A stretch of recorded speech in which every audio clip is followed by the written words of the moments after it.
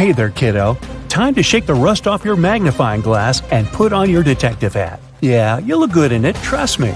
Ready? Let's go.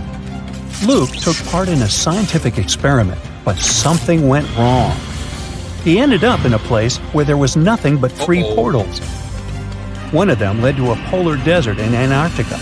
The second one opened into a volcanic crater filled with molten lava. And behind the third portal, there was the dinosaur age, with huge diplodocuses roaming around. Which portal should the man choose?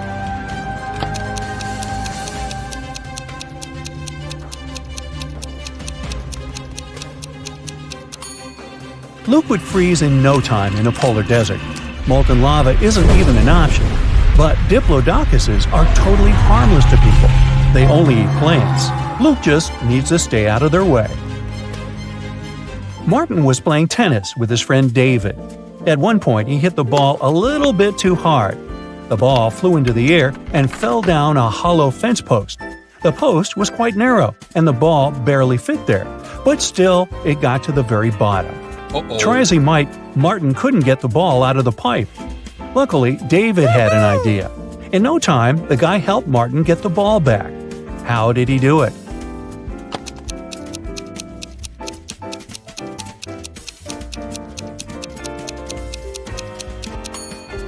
David used a water hose lying nearby. He filled the pipe with water, and the ball floated up. Once, a prison guard accidentally overheard very disturbing rumors. Someone was planning a prison break. The guard watched all the footage from the surveillance cameras and discovered that two women had been behaving suspiciously. One of them was a former bodybuilder, muscular with short hair and covered in tattoos. The other was quiet and reserved. She preferred to spend time on her own. After watching the video several times, the guard managed to figure out which woman was planning to escape. Can you do the same?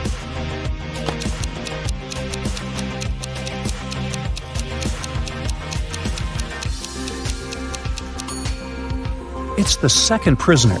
If you look attentively, you'll notice a file in her bun. She can use it to cut through the metal bars. Rachel called the police early in the morning. When they arrived, she told the officers her story. "I work in a museum. Yesterday, I took home several ancient books. I wanted to do some research. But then a blackout happened. I lit a couple of candles and continued my work. Suddenly, I heard the doorbell ring.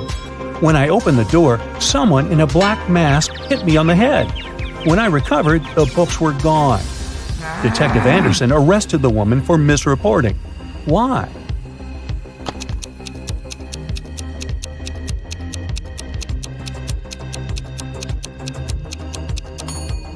If there had been a blackout, the doorbell wouldn't have been working. Look at these photos. One of them is photoshopped. Can you figure out which one?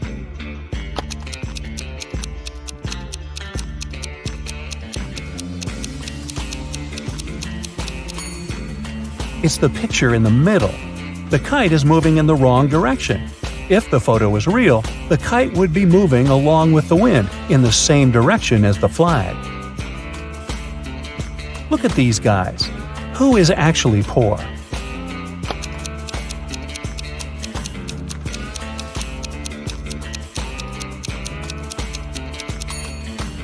The guy in the blue shirt.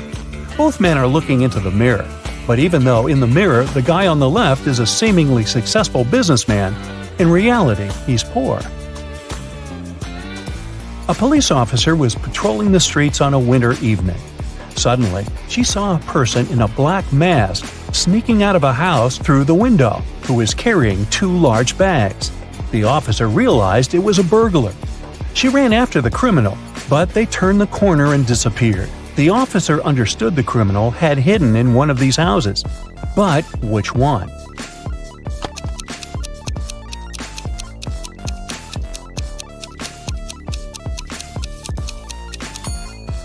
It can't be the house on the left. As you see, there are too many people inside. There are no footprints in the snow leading to the house on the right. It means no one has been there for quite some time, which leaves us with the house in the middle. There are 4 cups on the counter, all of them upturned and hiding the same number of sweets underneath. Near each of the cups, there is a sign that says how many sweets are under it. The signs are 5 or 6, 7 or 8, 6 or 7, and 7 or 5. Only one of these signs is correct. How many sweets are there under each cup?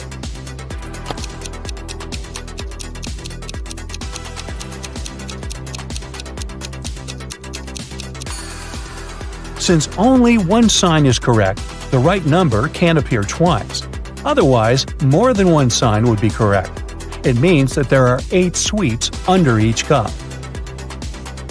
Mark's math teacher was very displeased with how many classes the guy had missed, but he decided to give the student one last chance. If you solve this riddle, I won't inform your parents. You need to write 45 only using the number 4. How can Mark do it?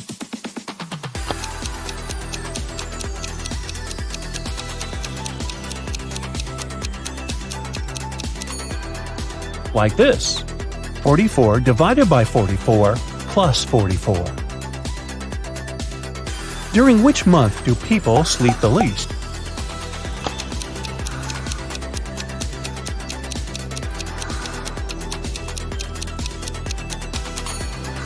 During February.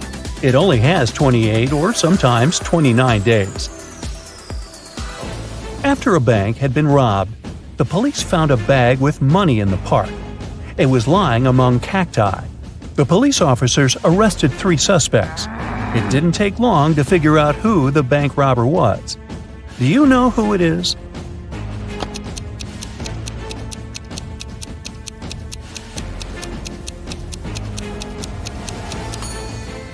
It's the man on the left.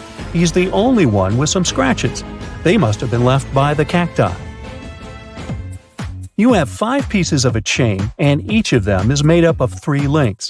You have to make a long chain out of these 5 pieces. Welding an open link will cost you $3, and breaking a link open is $1. Can you make a long chain if you only have $15?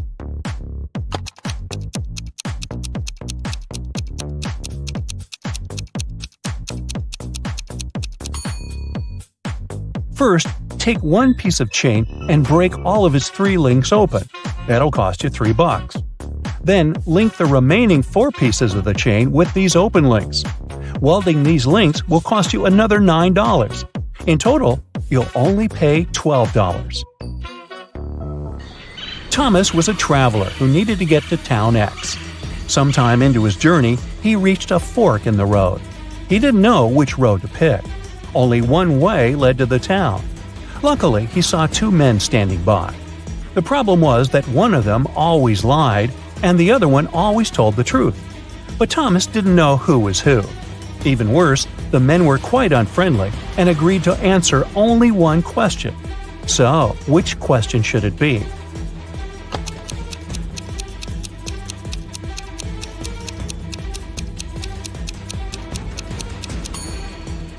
The only way to find out the right road is to ask the men, if I asked the person standing next to you which road led to town X, what would his answer be? The liar will point in the wrong direction. The man who always tells the truth will also point in the same wrong direction. This way, Thomas will just need to choose the other road. You're going home in the evening. At one point, you turn the corner and everything goes black. When you come to your senses, you find yourself in a locked room. Next to the door, there's a computer with a keyboard. On the screen, there's a riddle.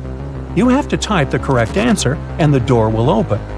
The riddle sounds like this. It makes 2 people out of 1. What is it?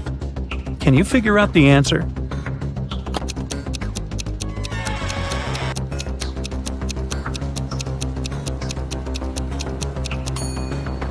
The correct answer is a mirror.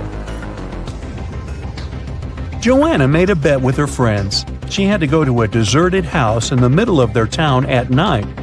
No one lived there, and the house was supposed to be demolished soon.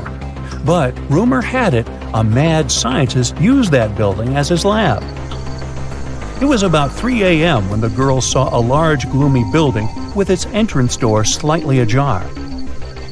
She entered and saw a huge dark hallway. Suddenly, someone switched on the light, and Joanna saw a bizarre-looking man in a lab coat. He stood there and stared at her for a few seconds before saying, "Good morning, I'm Dr. Clark." "But you aren't real," Joanna exclaimed. How did the girl figure it out?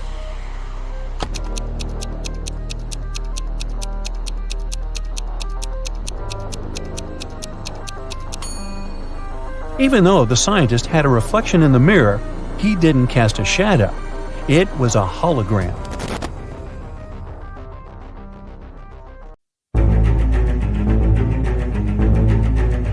All right, wake up your brain, let's go. A man is trapped in a room that only has two possible exits. The first door leads to a room made out of magnifying glass. The blazing hot sun instantly fries anything or anyone that enters that place. Behind the second door, a fire-breathing dragon is hiding. Does the man have any chance to escape unharmed?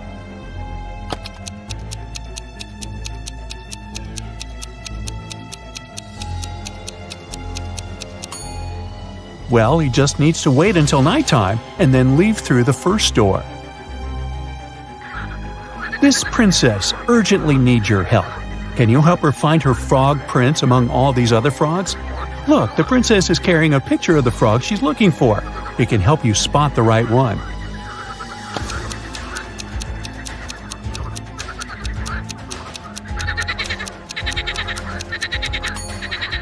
Here he is in the bottom right corner. I come out every night without being called. I am lost in the day without being stolen. What am I?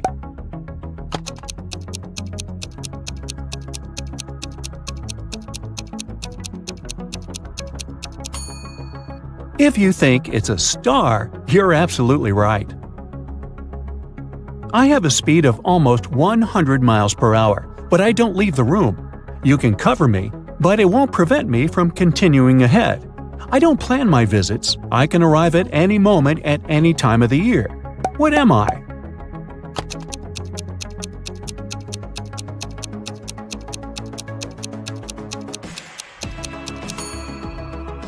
I'm a sneeze. Each of the 5 neighborhood dogs is enjoying one of the following activities: getting its ears scratched, playing catch, taking a nap, hiding a chew toy, and going for a walk. Pepper is either playing catch or hiding a chew toy. Neither Ginger nor Saber nor Bear is on a walk. One of the dogs named after a spice is getting its ears scratched. A dog not named after a spice is playing catch. Bear is getting some exercise. Can you figure out what each pooch is doing?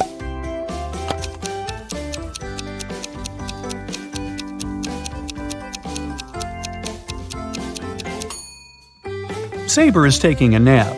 Ginger is getting its ears scratched. Nutmeg is going for a walk. Pepper is hiding a chew toy. And Bear is playing catch. The combined weight of a cat and a guinea pig is 10 pounds. The weight of a dog and a guinea pig is 20 pounds. And the weight of a cat and dog is 24 pounds.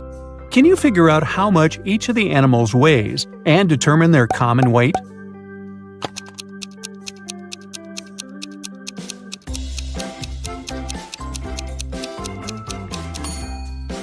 The cat weighs 7 pounds, the guinea pig weighs 3 pounds, and the weight of the dog is 17 pounds. It means all animals will weigh 27 pounds. Ben and Grace are having a party. They're both preparing meals at the same time. Grace is at the grill and Ben is in the kitchen, but one of them is doing something wrong. Who is it?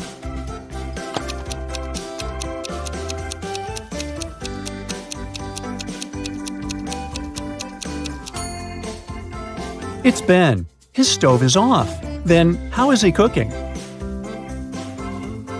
5 friends came to Kim's sleepover party. When it got too late, Kim's mom told them to go to bed.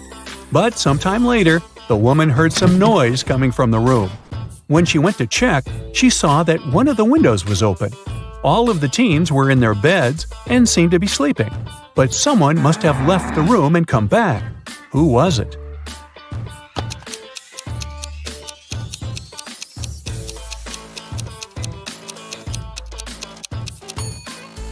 It was the girl on the left. Look, she's wearing her shoes, indicating she went outside and then returned indoors. What can be measured even though it has no length, width, or height?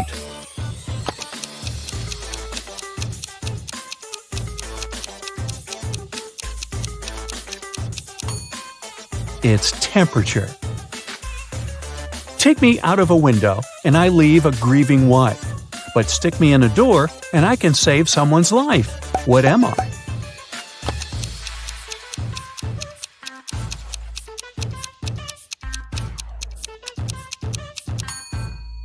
It's the letter N.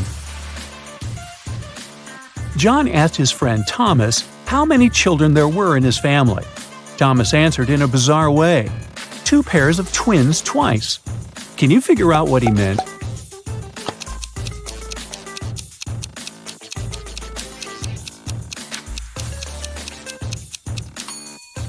In simple words, there are 8 children in Thomas's family. Look at this brain teaser closely. Can you figure out which part is missing?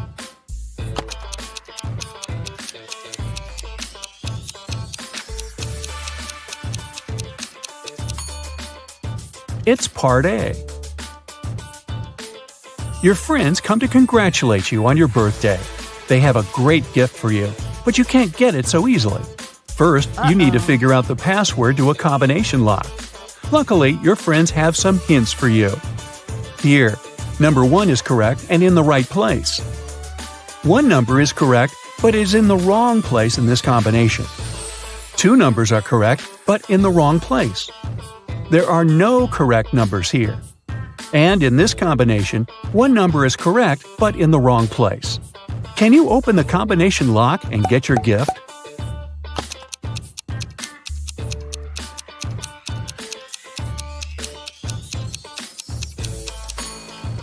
The code you need is 394.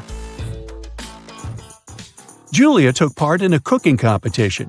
She decided to prepare her favorite muffins. She did her best, and the muffins looked great. But when the jury members tried them, they started to make faces and sputter. It turned out someone had replaced the sugar with salt in the process of cooking. The girl understood she had lost her chance to become the winner. But at least she could figure out who had done it to her. She had 3 other competitors. Wayne told her he hadn't even been there. He forgot to buy several ingredients and did some last-minute shopping. Amber said that she had been preparing the icing for her cake. And Diana told Julia that she had been very busy with the recipe. It was complicated, and she had to follow it precisely. Very soon, Julia knew who had spoiled her muffins. And have you figured it out?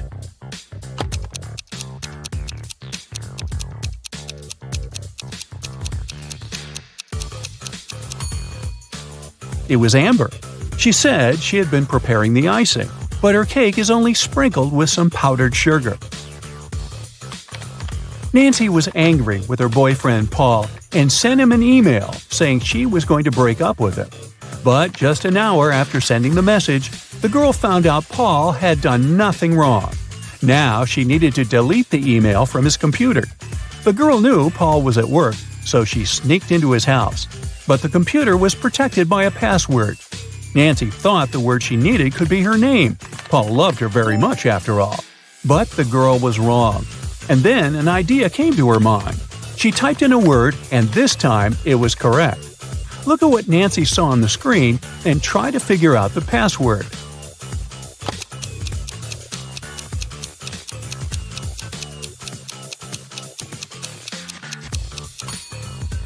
The password was 67683. These numbers correspond with the letters of Nancy's name. Dennis called the police and told them a large sum of money had disappeared from his dorm room. He thought the thief was one of his neighbors. The police arrived and questioned the guy's neighbors.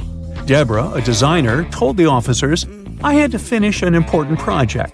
That's why I pulled an all-nighter. When I sent the final version to the client in the morning, I went to bed and only woke up when you came." Aaron, a waiter, said, "I've had a very long shift today because one of my colleagues got ill. I haven't seen Dennis since yesterday." And Nathan, a vet, said, "I've just come back home. One of my patients called and told me he felt unwell. I had to hurry to the hospital where he was and stay with him. The police officers immediately understood who was lying. And you?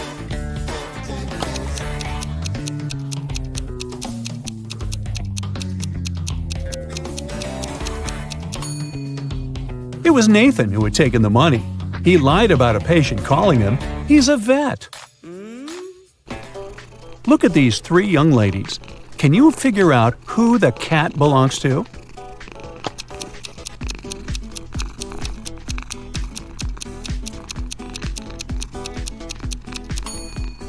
The owner of the cat is the blonde girl.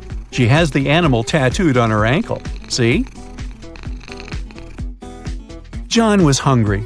He took something, threw away the outside, and cooked the inside. Then he ate the outside and threw away the inside. What snack did he have?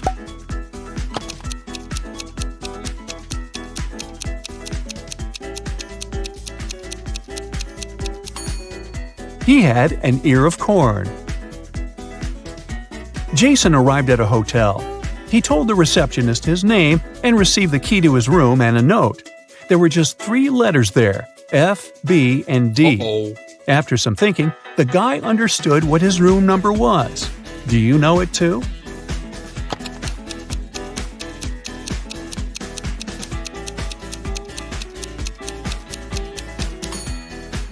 It's room 624.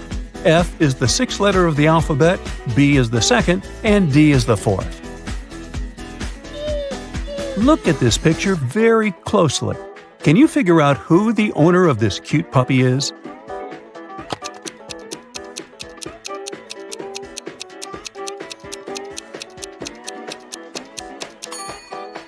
The man on the left is holding a toy, but it's not a chew toy. It's actually his son's. The man on the right seems to have the same vibe as the pooch. But the real owner is the man in the middle.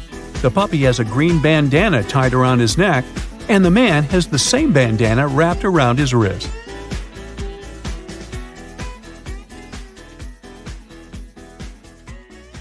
Serena is a private investigator. This year, she decided to spend her vacation at a fancy ski resort. Serena arrives at the main gates and takes a look at the entrance. Then, she turns around to tip her taxi driver. After that, she returns to the gates and spots 3 changes. Can you also see them?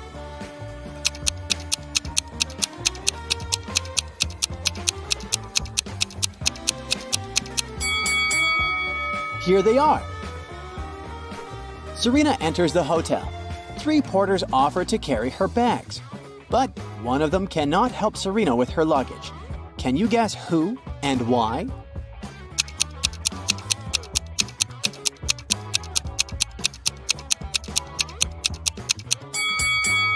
The guy in the middle has transparent hands that go through the walls.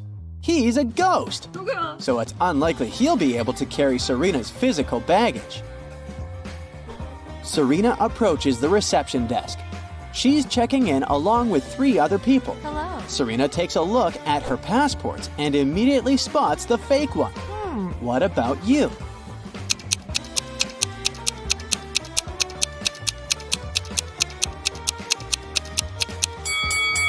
The second guy's picture is black and white, but it's not a crime.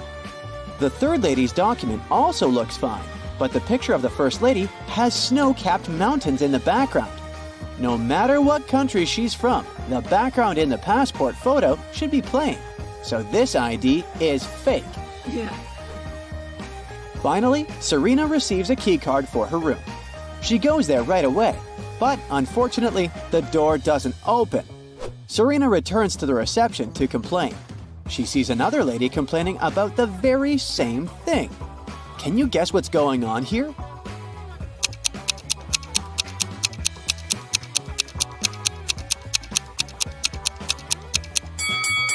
Remember the room number on Serena's key? It's 981. If we turn this number upside down, we'll get 186. The manager confused these 2 keys. The ladies should simply exchange the keys, and the incident will be over. Okay. Finally, Serena enters her fancy suite. She takes a couple of pictures to send them to her friend.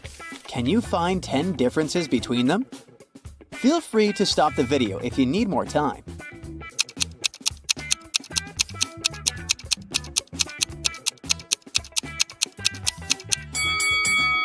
Are you ready to see the answers? Here are all 10 differences. Serena unpacks her bags to go skiing. Oh no, she forgot her hat at home. Serena goes to the local winter sports store to purchase a new hat. Which items don't belong here?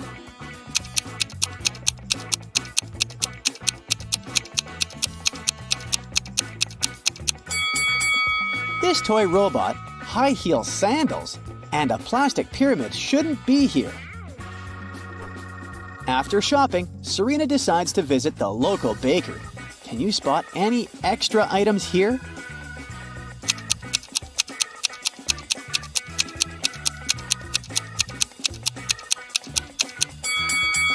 This can of pet food and a dog bowl doesn't belong here, as well as this cat tree. Finally, Serena is in her ski suit.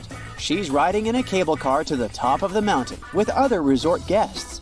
Can you spot the one who hasn't paid for the lift?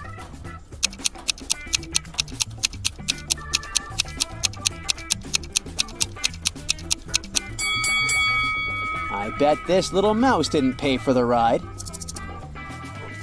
The fire alarm wakes Serena up in the middle of the night. One of the cottages on the territory of the ski resort caught fire. Oh no. Luckily, all the guests and staff members are safe. Serena finds 3 suspects. One of these people started the fire for sure. Can you guess who?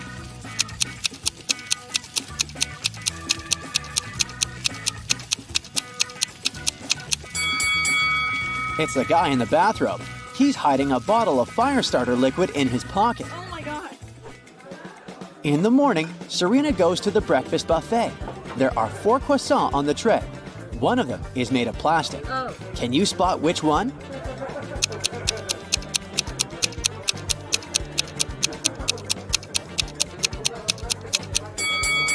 Someone has bitten off the first croissant, so it's probably real. The third croissant was a little burnt, so it's real dough. Take a closer look at the 4th croissant. Some chocolate leaked out of it onto the plate, so it must be real too. Therefore, only the 2nd croissant can be plastic. Oh. Serena starts her breakfast. A young lady named Maya is eating with her husband, not far from Serena's table. Suddenly, Maya gets sick and faints. Oh my God. Her husband calls doctors and they arrive immediately. They conclude that Maya has eaten something poisonous. The husband says, "It's impossible. My wife didn't eat or drink anything today except for the breakfast on this table. I ate it too, and I feel fine." The doctors test the food, and surprisingly, it's perfectly fine. Oh. Serena has already cracked this mystery. What about you?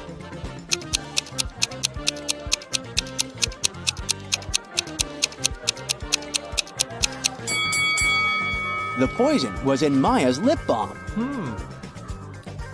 Serena suspects that Maya's husband poisoned her, so she decides to follow him to find some evidence. He enters his hotel room for a moment and then leaves. Serena sneaks into the room. She finds nothing suspicious except a hotel notebook. Someone tore out exactly 1 page from it. Fortunately, the writer pressed the pen very hard and left traces on the next page. Serena shades the paper with a pencil and reveals the following text. Can you help her decode this message?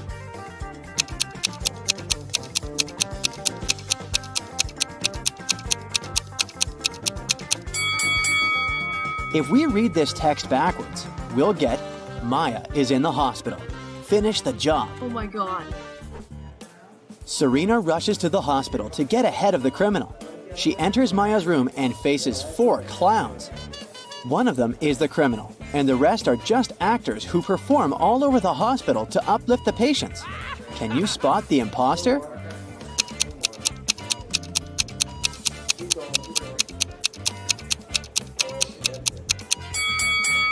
The guy with the red bow is the criminal. He sneaked it from the decorations in this room because he was rushing to disguise himself. Oh. Serena calls the hospital guards to arrest the imposter, but he pushes everyone away and escapes through the back door. Serena follows him and ends up in the parking lot. The criminal is hiding in one of these cars. Come to me. Can you find him?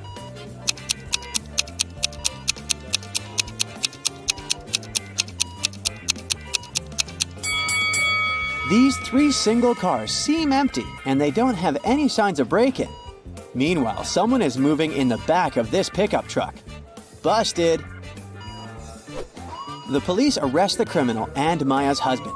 Meanwhile, Serena returns to the hotel late at night to get some rest. Oh no! Her room is a mess! Someone clearly rummaged through her things. What's this?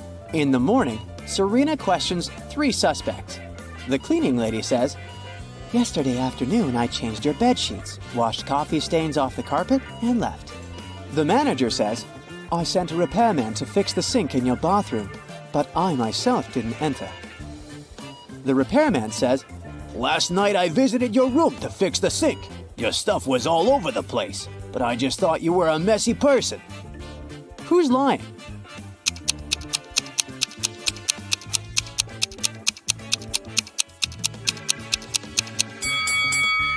The cleaning lady. She said she had removed the coffee stains from the carpet, but they're still here. Serena lands on a chair in the hotel lounge to sign a stack of postcards for her friends.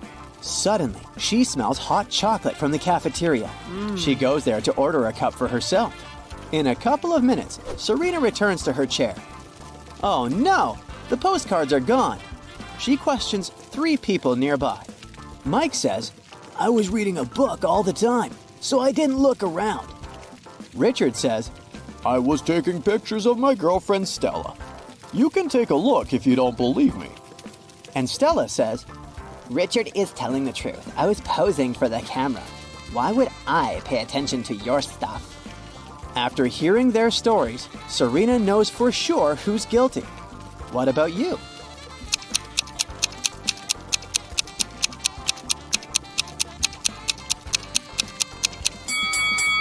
Take a closer look at Richard's pictures. Stella is in front of a fireplace. If we zoom in, we'll see the postcards in the fire. These liars use them to make the flame burn brighter and look better in the pictures. What? Richard apologizes and buys a new stack of postcards for Serena. She grabs one of them and writes the following rebus on it. Can you crack the meaning of this message?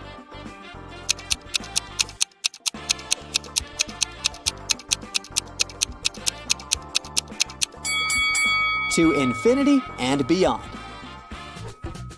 Serena is having small talk with Mike. She asks about his hobbies. Instead of answering, Mike draws the following rebus. Can you crack it?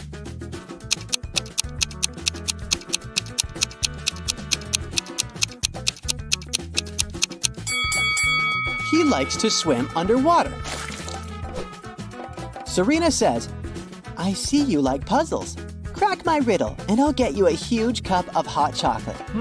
Mike agrees. Here's the riddle. The task is to replace the question mark with the correct letter.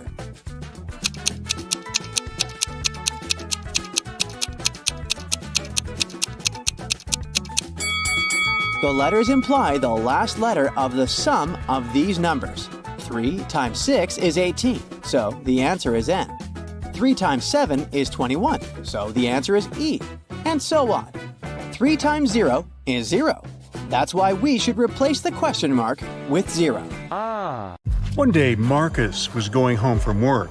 There was a blackout in the city and everything was shrouded in darkness. Suddenly, he heard footsteps. Someone was rushing behind him. He started to turn around to check, and that's when the world around him went totally black. Marcus came to his senses in a basement, dimly lit by several candles. There were 3 doors before him. Behind the first door, hungry zombies were waiting for their next meal.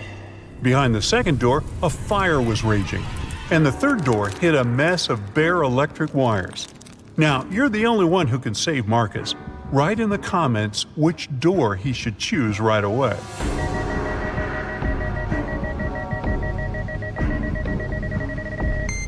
As you might remember, there's a blackout in the city, so electrical wires are totally harmless at the moment. Marcus should slip through the third door. Strangely enough, the guy found himself in a barber shop. After staring at the scene in front of his eyes for a moment, he realized that one of his clients was in grave danger. Write who it is in the comments below and prove yourself to be as smart as Marcus.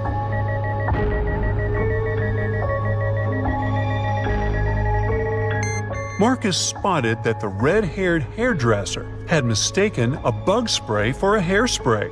But once he opened his mouth to warn the client, the entire room vanished into thin air. It was just a hologram. Was someone playing with Marcus? The guy went further. At one point, he turned around the corner and a freezing gust of wind hit him in the face. Marcus was outside and it was winter all around. Behind his back, there was no building, just snowdrifts and dark trees. The man could only move straight ahead. There were 3 paths ahead of him, but the one on the left led through the den of hungry wolves.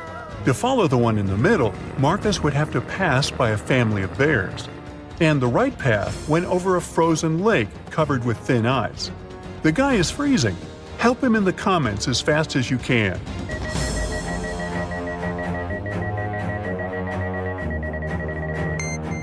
Marcus should choose the path in the middle. It's winter, and bears kind of hibernate during this season.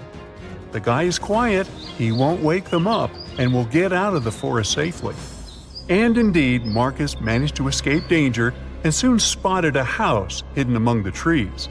But only after he entered did he realize it was a very strange and creepy house. The main clue was 4 doors in front of the guy. Behind door number 1, there was a room filled with piranha-infested water. Door number 2 hit a mountain slope. When someone stepped on it, an avalanche came hurtling down.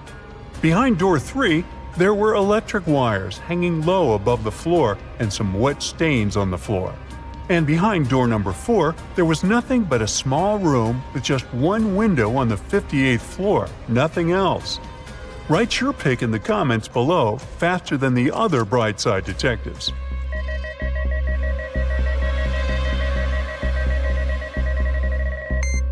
Marcus should walk through door 3. Since the wires don't actually touch the floor, the guy will be able to bend and crawl to the other exit. Unfortunately, whoever was testing Marcus's survival skills didn't want to make life easy for the guy. The door leading out of the room was locked and had 4 keyholes. There were also 4 keys hanging on the wall next to it. If Marcus wanted to get out of the room, he had to match the keyholes and the keys. If you can help him crack this tough test, comment "I can" below the video.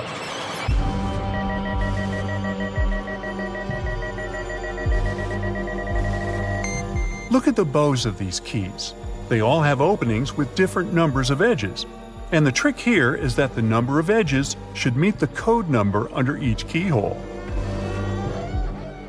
Marcus was finally out of that scary room, but his adventures were far from over.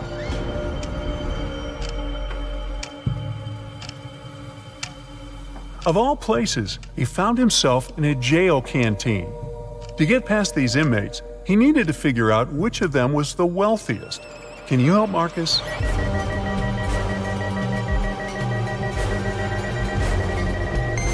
The man on the left is a chef. That's why he has a special meal. The guy in the middle has some gold jewelry, but it's unlikely it can help him a lot in jail. As for the man on the right, he has a smartphone hidden in his pocket. And in prison, such a gadget means the ability to communicate with the outside world. So he must be the most influential and richest among them. But if you disagree, write your opinion in the comments. Poor Marcus. To get out of the jail canteen, he needed to choose the safest exit. But all of them seemed equally terrifying. The first one led to the den of a horrible dragon. The second to a room filled with boiling lava. And to get to the third room, Marcus would have to sneak through flesh-cutting laser beams. Well, that's a tough choice. Tell Marcus in the comments which way he should pick.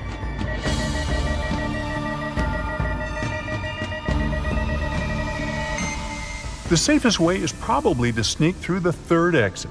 It's not going to be a walk in the park, but at least those laser beams are not moving. The next place Marcus found himself was in a battle area. Apparently, that mysterious force that was playing with him had notched the game. 3 creatures were waiting for the guy, and he needed to fight one of them to survive. The first monster had the head of a rattlesnake and the body of a giant ferret. The second one had the body of a gorilla and the head of an alligator. And the third creature had the face and body of a great white shark and the tail and claws of a bear. Which monster should Marcus choose? Share your wisdom in the comments.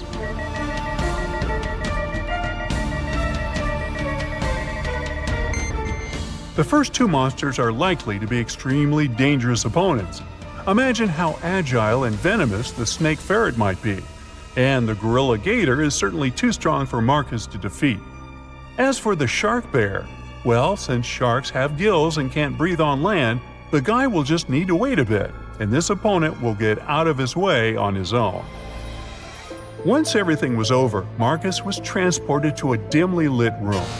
A bizarre-looking family was in front of him. Marcus had to figure out which member of this family was possessed by a ghost. Being as observant as he was, he soon found the answer. And how observant are you? Write in the comments.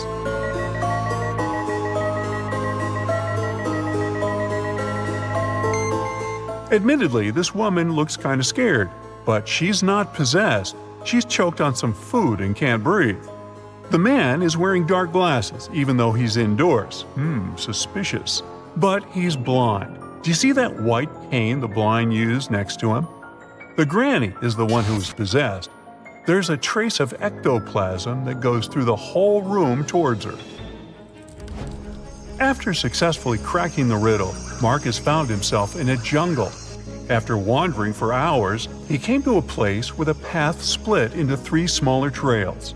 The first one led to an active volcano with red-hot lava bubbling in its crater.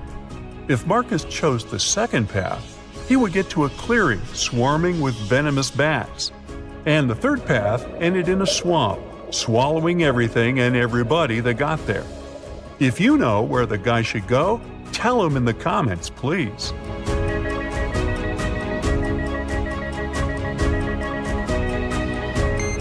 Marcus chose the second path, since most bats are only active at night, plus they almost never attack humans, and found himself at home in his own bed.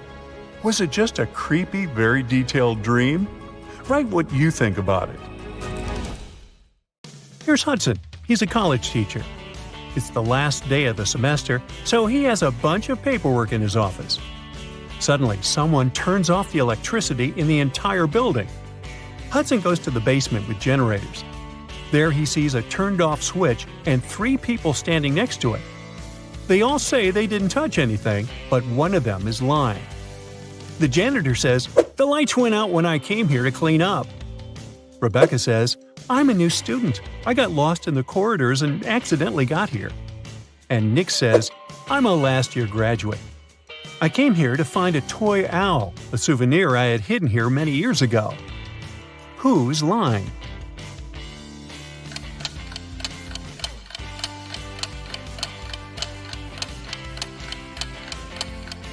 The janitor has a bucket and a mop, so he's not lying. There's a toy owl in the corner of the room, so Nick is telling the truth. Rebecca is lying. It's the end of the semester, so she can't be new at this time. One of Hudson's students, Paul, has a crush on another student named Liza. Once he got a note from her saying she liked him. So Paul decides to write her back and ask her out. Unfortunately, he doesn't remember which desk is Liza's. There are 2 possibilities. Can you guess which desk is the one he needs?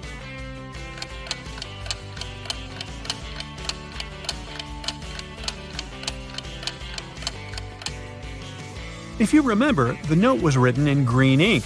There's a similar green pen lying on the desk on the right. So this is most likely Liza's desk. After classes, Hudson is leaving the building and faces a group of his students. They ask him to take their picture. Can you spot an odd detail in the resulting shot?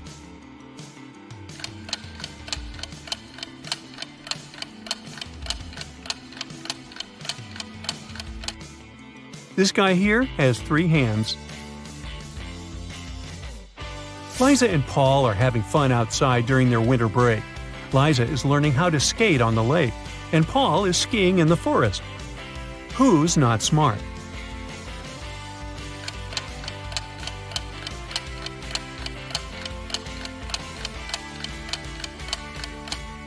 Liza. The ice on the lake is cracking, and there's no one around to help her. Unlucky Liza. Paul, meanwhile, returns to the dorm. He's starving, so he opens the fridge that he shares with his roommate Nick. Right away, Paul begins to yell at his roommate. "Nick, you stole my food again!" Nick replies, "You're a liar. I didn't." Paul says, "Well, I have proof. I took a picture of our fridge before leaving." Can you tell who's lying by just looking at these 2 images?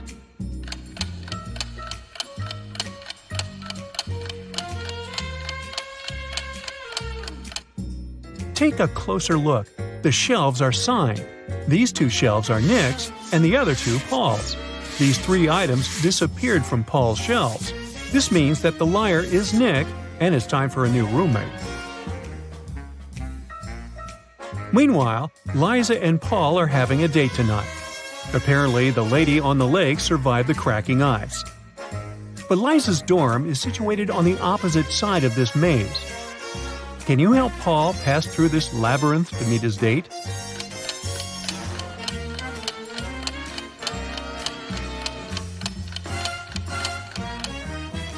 Here is the only way out. The college dean, Nina, hires a handyman to transform the area around the campus. That's what she says. Your task is to put 7 benches. I will triple your paycheck if you find a way to put exactly 6 rows of benches in a straight line. Also, each row should have 3 benches in particular. Can you help the handyman accomplish this task?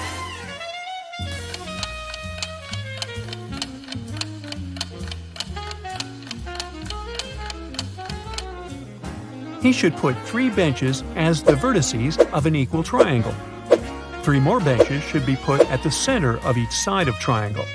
And the last bench should be at the center. The handyman gets to work and goes to the storage room to grab some tools. Can you find 2 identical items?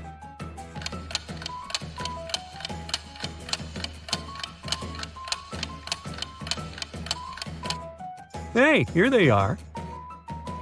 The handyman is bored, so he starts a quiz game. He keeps asking the same question to every student he meets, but each time the answer is different. Can you guess the question?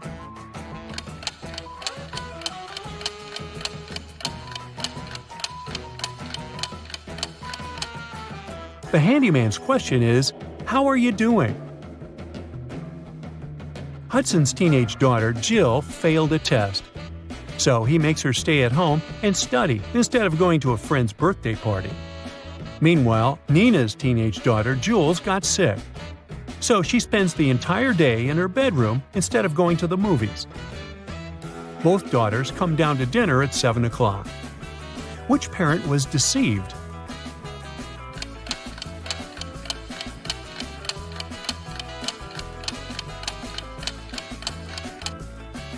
Nina. Take a look at the window. It's raining heavily. Jules has wet hair and dirty water on the edges of her jeans. It means she was outside. Uh-oh, liar.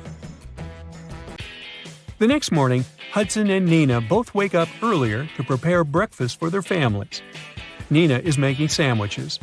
Meanwhile, Hudson is making eggs with bacon. Who's wrong?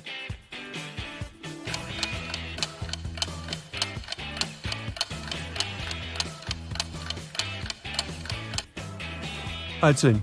Oops, he forgot to turn on the stove. Hudson is walking to work through his favorite park and sees this scene. Can you spot what's wrong in this picture?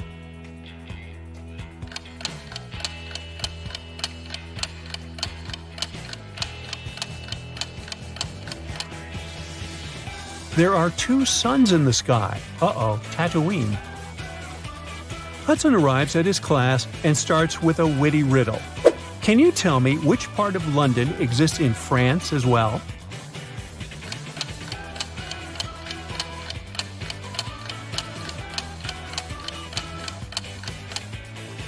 The correct answer is the letter N. A huge drama is taking place in a diner next to the college campus. The owner of this place screams, "Where's my money? It's 30 minutes till the end of the working day." But there's no money in the cash register. 3 employees have been working today, but they swear that they haven't touched the money. They say there have been no customers today. The boss doesn't believe them. He studies the employees, trying to spot the thief. Liza is wearing a pair of stylish sunglasses and brandy clothes. Mike is also wearing some costly designer clothes and an expensive phone.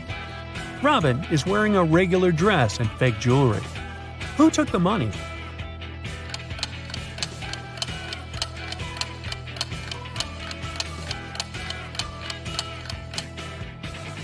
Nobody. Take a look at the sign on the door. It says "Open." That means that people on the street saw the closed sign on the other side.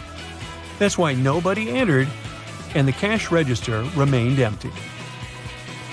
Hudson finds a secret hallway in the basement of the college building. He decides to explore it and finds an old treasure chest. But as soon as he touches it, 3 zombie pirates come out and grab him. One of them says, "Hey, we've been protecting this gold for 500 years. You can't take it." Hudson notices that something's wrong with these guys. Can you figure out what exactly?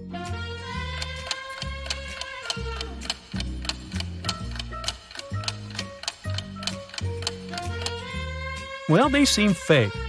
This zombie is wearing sneakers. The second one has a phone in his pocket. And the third zombie has a price tag attached to his saber. Ah, busted. Molly is very nervous.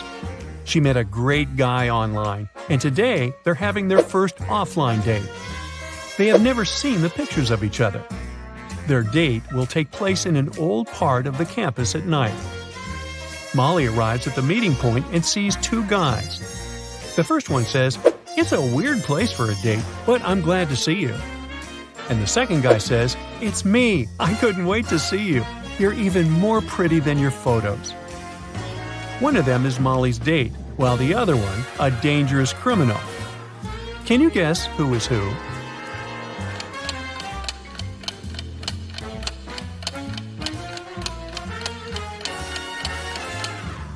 It's the second guy who is dangerous. He mentioned photos, but Molly didn't send her online crush any pictures of herself. Therefore, the first guy is her date. Molly and her date want to go to a local nightclub, but the guard can't let them in without a password. He gives the guys a hint. "The more places I go, the less you can see. Who am I?"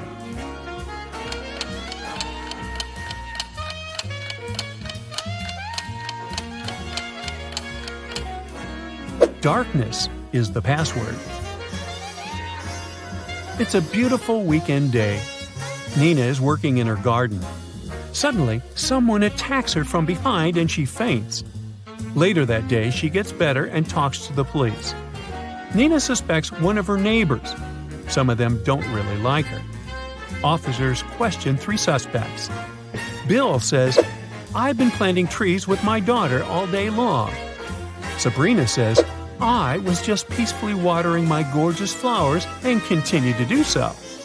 Luke says, "I rarely leave my house, so I don't even know this woman." Who's suspicious?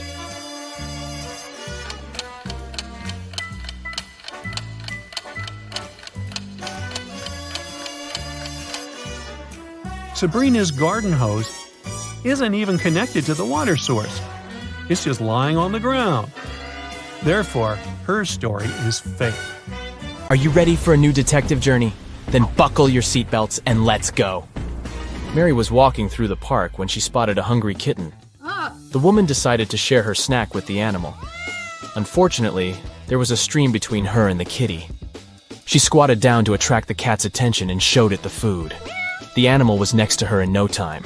There was no bridge over the stream, and still, the cat wasn't wet. How is it possible?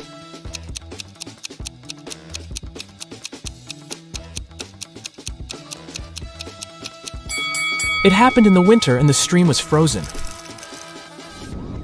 In a lake, there is a patch of lily pads. Every day, the patch doubles in size. If it takes 48 days for the patch to cover the entire lake, how long will it take for the patch to cover half the lake?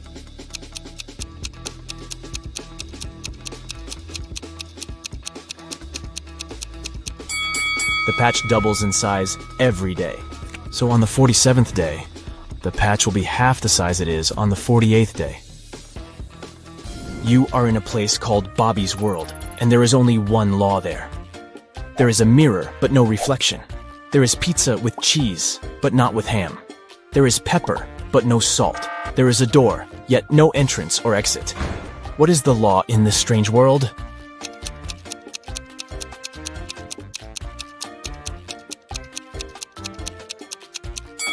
Everything in Bobby's World must contain double letters in its name.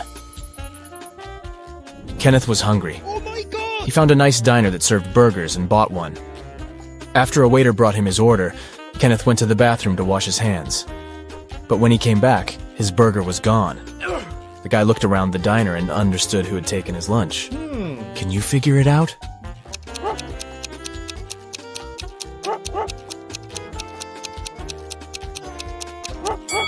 It's the young woman with a dog sitting at her feet and sniffing the air. If she was just drinking coffee, which is what she's pretending to do, the dog wouldn't be so interested in her. Look at these two guys. One is big and burly, and the other is short and thin. They're in a cafe, drinking identical drinks. The shorter one gulps his drink down in one go and leaves. The other man sips his drink slowly. Then he falls to the floor and is taken to a hospital. Can you explain why it happened if they had the same drinks?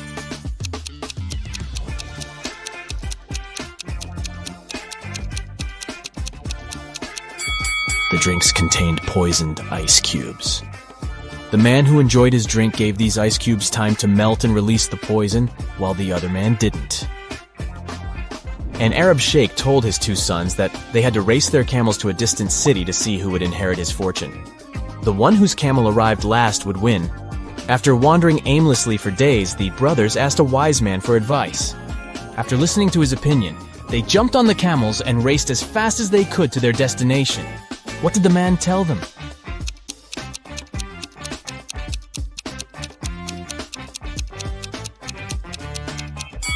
The wise man told them to switch their camels. Look at these two guys. They're wearing similar clothes. Yeah. Both holding coffee cups. And in general, seem to be perfectly okay. But one of them is a werewolf in disguise. Which one?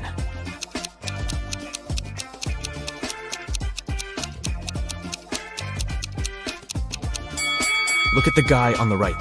There are strange marks on the rim of his cup. Were they left by his fangs? Also, his pupils are a bit elongated. Oh. And there is a paw print design on the plastic bag he's holding. Is it a special store for werewolves? A rich entrepreneur disappeared from his office. Oh my god. The only thing he left behind was a note with the numbers 6, 4, 9, 10, and 11 and a calendar. The police have 5 suspects. All of them, the businessman's acquaintances. James, Kevin, Carol, Jason, and Laura. Who knows something about the man's disappearance?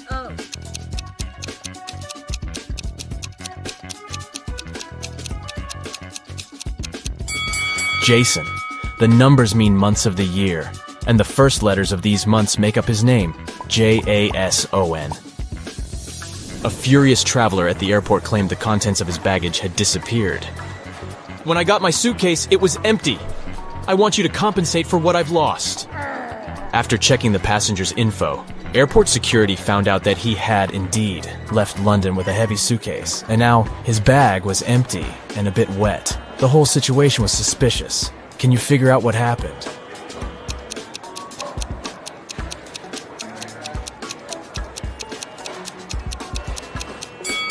The passenger left London with a suitcase full of ice.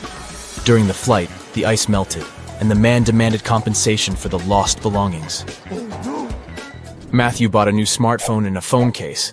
He paid $510. The gadget cost $500 more than the case. How much did Matthew pay for the phone?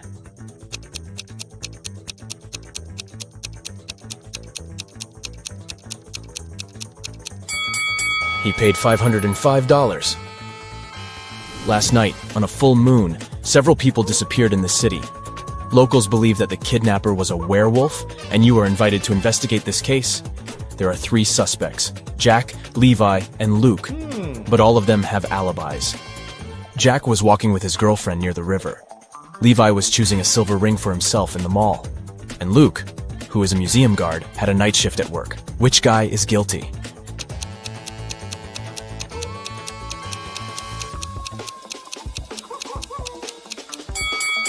Jack was walking under a full moon and didn't turn into a werewolf. Levi wasn't afraid to put on silver rings. The werewolf and potential kidnapper is Luke. Detective Black's assistant, Josh, was late for work. When he arrived, he told his boss the following story. I was driving along the highway when I saw an unconscious man lying on the left side of the road. I picked him up and took him to the nearest hospital. Finally, he came to his senses. He told me he had been pushed out of a moving vehicle, but the bag with all his money and documents was left inside. Strangely, Detective Black told Josh that the man had lied to him. How did he figure it out?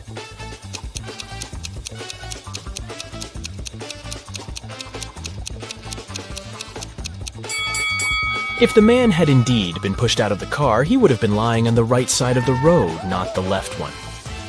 Criminals caught 3 men and locked them in a basement with only one window, high above the floor. Oh, no. The men decided that at least one of them needed to escape and warn the police. The men stood on each other's shoulders, but the one on the top still couldn't reach the window.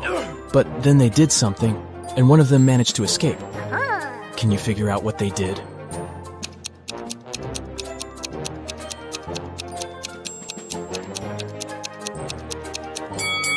The tallest of them climbed on the top, and since, proportionally, this man also had longer arms, he managed to reach the window.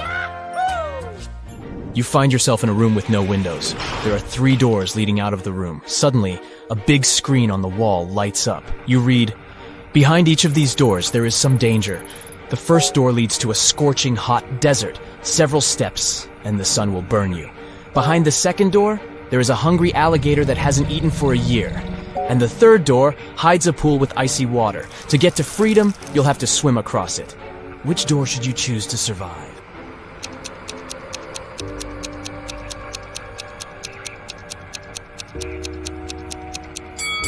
Alligators can indeed go without food for up to 3 years, which means that the creature behind the second door is hungry and dangerous. Freezing water can cause cold shock in an unprepared swimmer. That's why you should choose the first door. You just need to wait for the sun to go down and walk through the desert. Oh, yes. James came to a cafe to drink coffee. But when a waitress brought him a cup, the man found a fly in his drink. He called the waitress and told her to bring him another coffee. She did.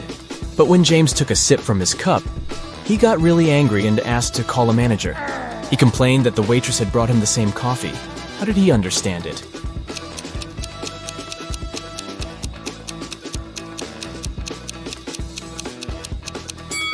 The new coffee was already sweet because James had already put sugar in his first cup before finding the fly. Jeremiah is on the run from the police. He stole several large gold bars from the bank. He has 3 gold bars in his arms, each weighing 20 pounds. In fact, there's a way for him to get away with that. All he needs to do is to cross a bridge. But here's the kicker. The bridge can only support 200 pounds. The 3 bars of gold weigh 60 pounds, and Jeremiah weighs 160 pounds. How can he cross the bridge without getting rid of any of the bars?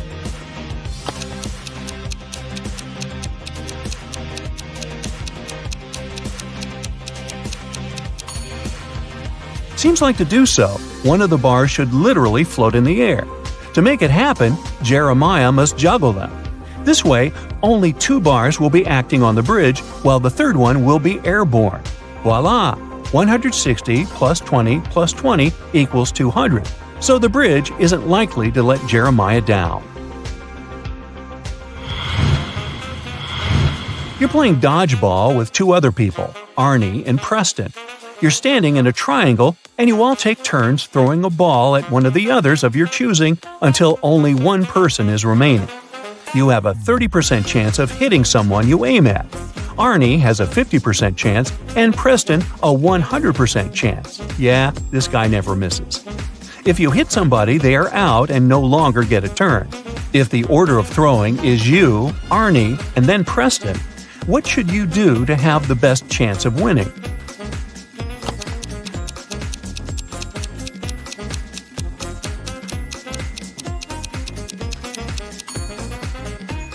First, you gotta miss the first time on purpose.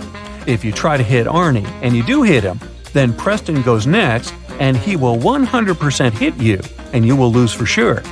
If you aim at Preston and hit him, then Arnie will go for you. If you miss on your first turn, Arnie will go for Preston for sure because he's a stronger player. If he hits him, then it's just you and Arnie, but you are going first. If he misses, then Preston will hit Arnie and it will be just you and Preston. But again, in this case, you are going first. It will be a 30% chance, but this way, you're in the finals.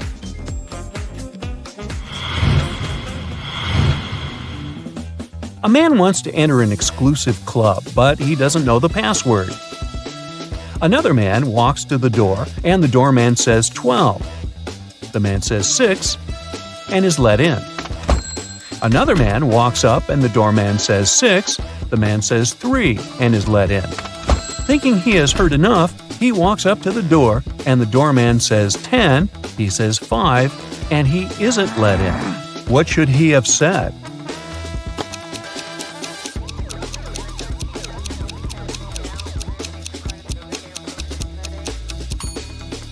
Three. He should have said how many letters were in the number he said. A thief enters a high-end boutique and frightens the shop assistant, forcing him to open the safe. The shop assistant says, "The code for the safe is different every day, and if you try to do anything to me, you'll never get the code." But the thief manages to guess the code on his own. How did he do it?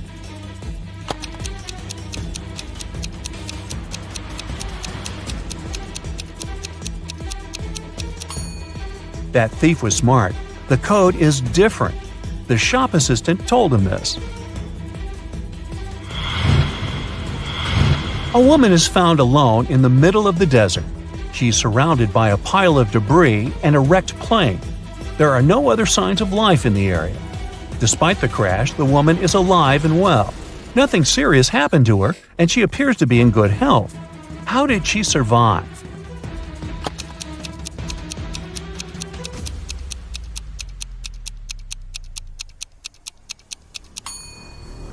Look closer. The woman wasn't on the plane when it crashed. She survived by jumping out of the airplane with a parachute before it crashed.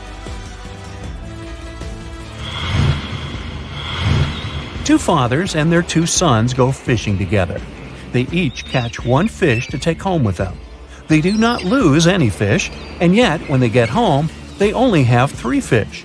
How can this happen?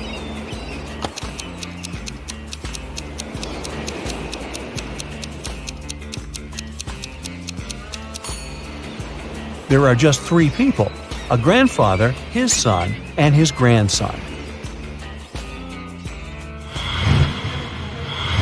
A super wealthy businessman, Mr. Ben Swift, was taken and left locked up all alone in a dark room. His phone almost ran out of charge, so he can write only one message. He knows that someone might spy on his phone, so he decided to write a message with a code to a high school friend, John Smith, who has a detective agency. He remembered that in high school, they would cipher messages to each other, shifting one letter to the right each time they needed to write a secret code. So, check this out. Can you guess what it means?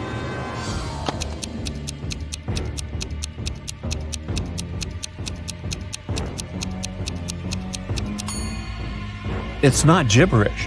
The message is, "It was my accountant."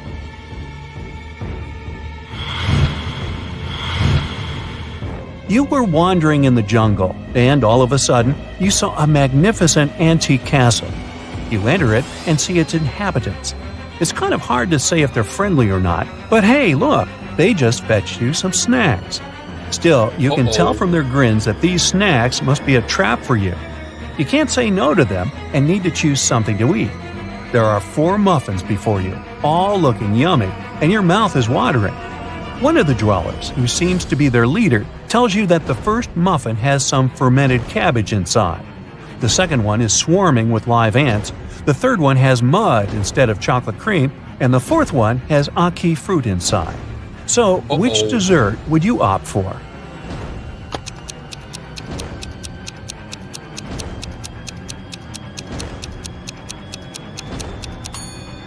A muffin with fermented cabbage may sound weird and not dessert-like, but it's safe. You've tried fermented cabbage, also known as kimchi, before, and you loved it. For those who love to risk, the fourth one could be good to go too. Ackee fruit is delicious when cooked properly, but you weren't sure if the dwellers took care of cooking it well. As for ants and mud muffins, I'd pass on them for sure. Mary is a nail technician. Her services are free to anyone who wants to set up an appointment with her. However, most people still end up paying here. How so?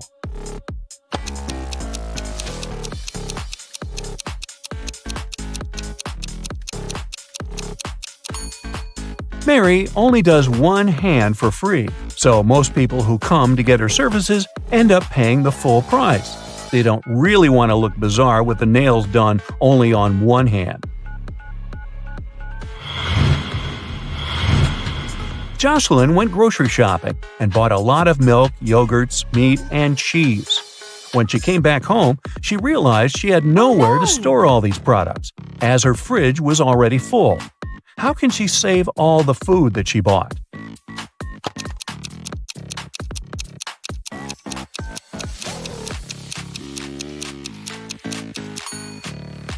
Jocelyn needs to order stuff in her fridge. Look, here's a pack of rice, some chips, and even cookies. These products don't need to be stored in the fridge. Once she takes it all out of the fridge, she'll have enough space to store dairy products and meat. Phil's teacher is a great person, but like many other people, he has some oddities. He would never let Phil go home until he solves one of his tricky riddles. This time, the riddle is, how many apples in total are there on a pine if there are 5 apples on each branch and there are 8 branches on the tree? Uh-oh.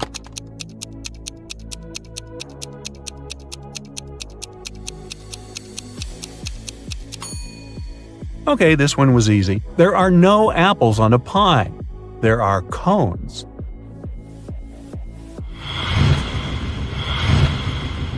Poor Kathy lived with a stepmother and 3 wicked stepsisters. Sounds familiar. Her dream was to go to a lit party she's been waiting for all year long. Her stepmother, Evelyn, never let Kathy go anywhere. This time, Evelyn decided to let Kathy go when she has finished all the tasks given by Evelyn. The stepmother asked Kathy to bring her some water, but she gave her a colander to carry water in. How can Kathy bring the water if she has nothing but a colander?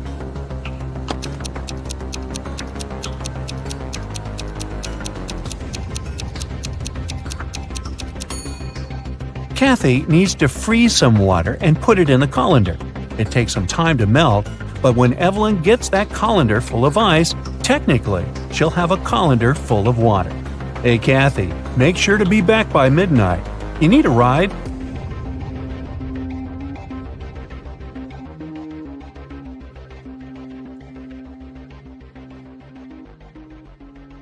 Stuart works as a teacher in an old British magic school, which is located in a beautiful castle. Early in the morning, he's walking down the corridor. Suddenly, Stuart hears a loud noise from the class and goes there to check.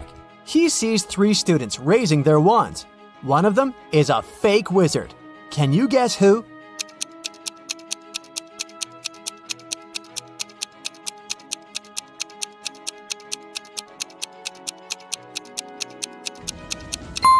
This guy, he has an ordinary twig instead of a magic wand.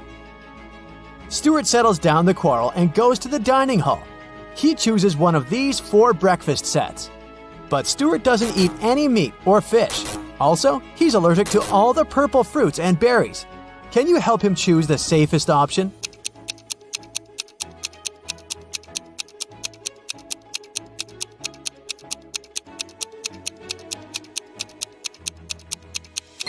First of all, let's exclude the first breakfast. This cotton cheese bagel looks good, but it contains salmon. The second set has toast with blueberry jam, which may cause an allergic reaction.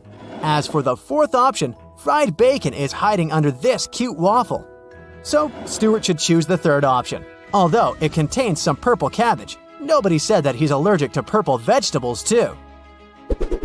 The cook offers Stuart a deal. If you guess my riddle, you'll get a double dessert. Stuart agrees. Here's the riddle. What melts in a freezer?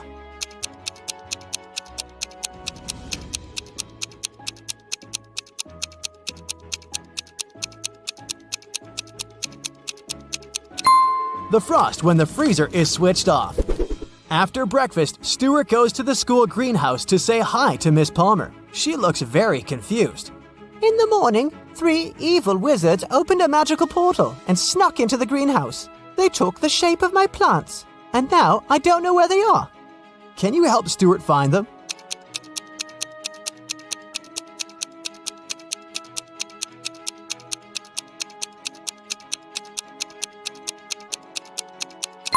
Take a look at this cactus. It has no root. It just floats in the air without a pot.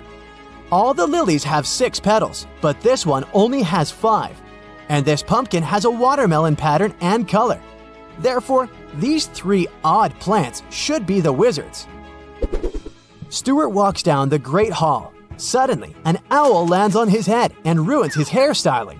Stuart gets furious and asks 3 students standing nearby, "Whose owl is this?" Can you spot the owner of this bird?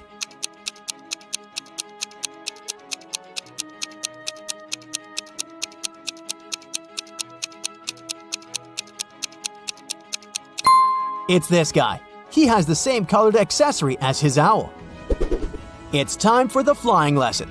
3 students, Wendy, Drake, and Blair, are about to have a race on their broomsticks. Can you spot who's cheating?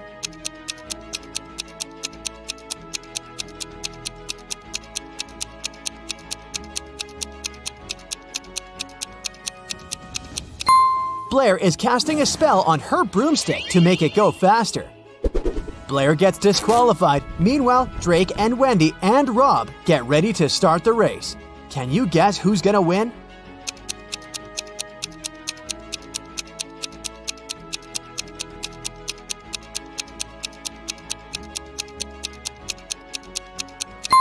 Drake has a broken broom, and Rob's position is wrong.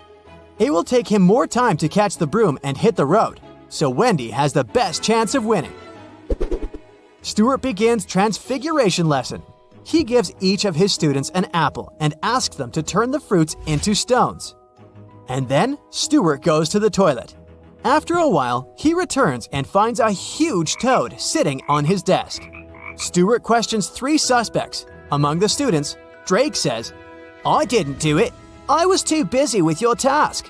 Luckily, I made it." Bella says, It was Magnus. I saw him catching a toad in the pond last night. and Magnus says, It was Drake. He wanted to distract you because he didn't do his homework. who's lying?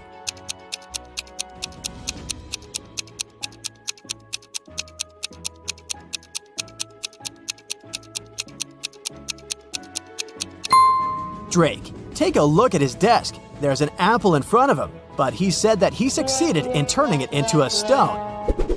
Stuart is riding a broom in the garden during his lunch break. Suddenly, someone throws a purple paint tube on his head. Stuart loses balance and falls. He finds 3 suspects and interrogates them. Billy says, I was just sitting under this ancient oak and doing my homework.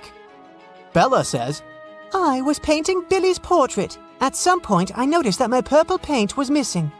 We both were here all the time. and Lily says, I was just flying on my broom. I didn't even see any paint, sir. who pranked Stuart?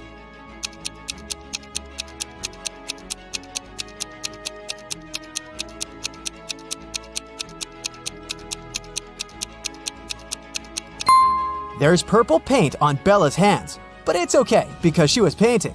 Billy's outfit looks fine, but Lily has these odd smudges of purple paint on her hair. That's because she hid the tube under her witchy hat after the prank. Stuart is visiting the human world once a week because he loves one local bakery. But today, he finds out that he's not the only magical guy here. Can you guess why?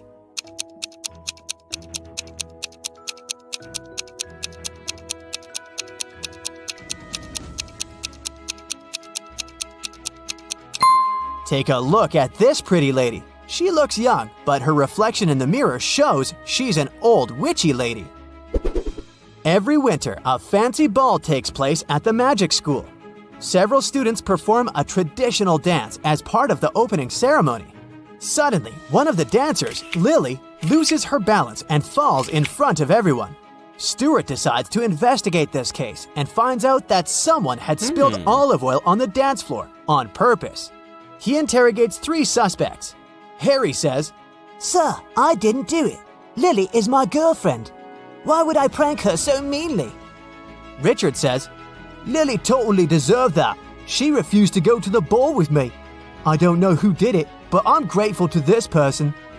And Bella says, Before the performance, I was taking selfies with my boyfriend. Look at the pictures, if you don't believe me. Now Stuart knows exactly who's guilty. What about you?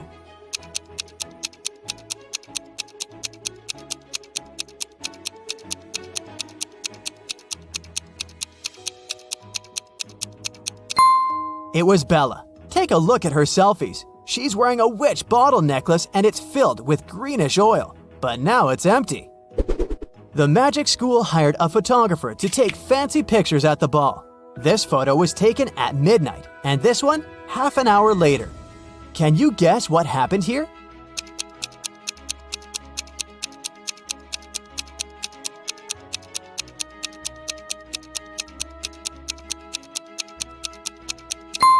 This wizard didn't push her. He was actually trying to save her by raising his hands and casting a spell. And he succeeded, as we can see from the second picture. The winter ball is over. Stuart throws an after party for teachers at his apartment. Everything goes well, but the next day, Stuart finds out that someone had stolen the rarest and most expensive spell book from his secret library. Stuart has never told anyone about this room, but the lock isn't broken, which means that the thief knew a special spell to open the door. Only 4 guests possess this level of magic: Ambrose, Morgana, Rosamond, and Richard. Stuart rushes to the teacher's room. He questions all the suspects. Each teacher claims to have nothing to do with the robbery. Can you guess who's the thief?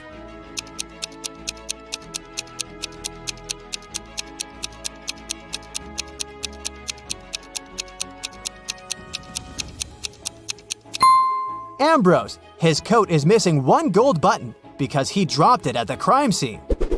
Meanwhile, Ambrose looks through the spellbook and finds a potion recipe that allows teleporting anywhere.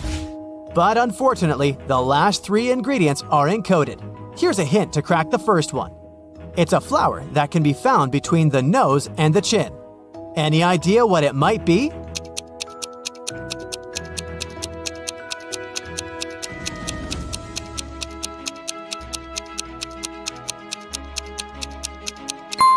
Tulips. Here's the next hint. What kind of vegetable do people look forward to getting every month?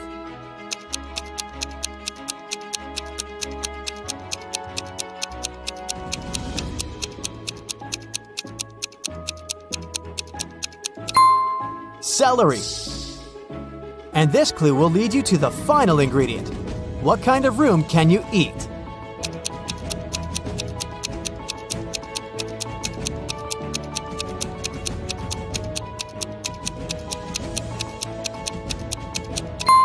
Mushroom. Ambrose finishes the potion and teleports to an unknown place. In the evening, Stuart arranges an urgent Zoom call with his fellow wizards. They're all currently in the same city, but they don't have time to meet offline. Unfortunately, their video call gets interrupted by a stranger. Can you spot the imposter?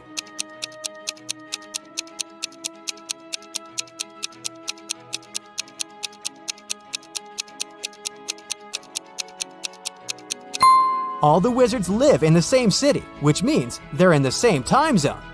The call takes place in the evening, It should be dark outside, but this guy is in the middle of a sunny day. Therefore, he's the imposter.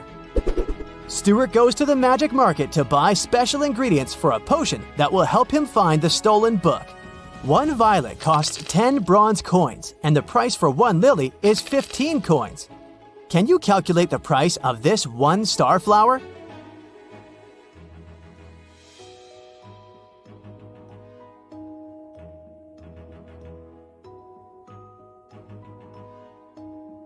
One starflower will cost 20 bronze coins. Each flower costs 2.5 coins per petal. And this particular starflower has 8 petals.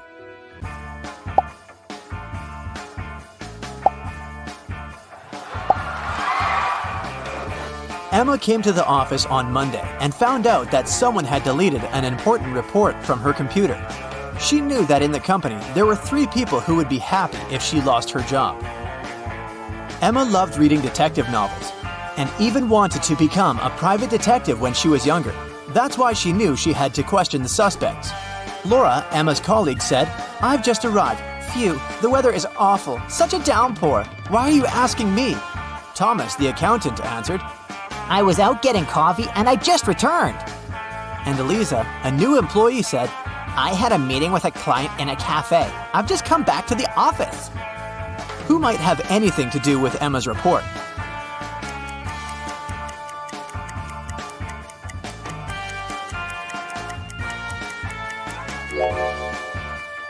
Eliza, pay attention to the suspect's feet. Thomas's and Laura's shoes are wet. They got caught in the rain, but Eliza's high heels are perfectly dry. She must have lied about going out to meet with a client. Emma found this strange. To confirm her suspicions, she decided to watch Eliza, but the very next day, the girl disappeared, along with some very important documents. Emma's boss asked her to help him return the documents. He didn't want to inform the police yet. Despite all, Emma was happy. She could fulfill her dream of becoming a detective.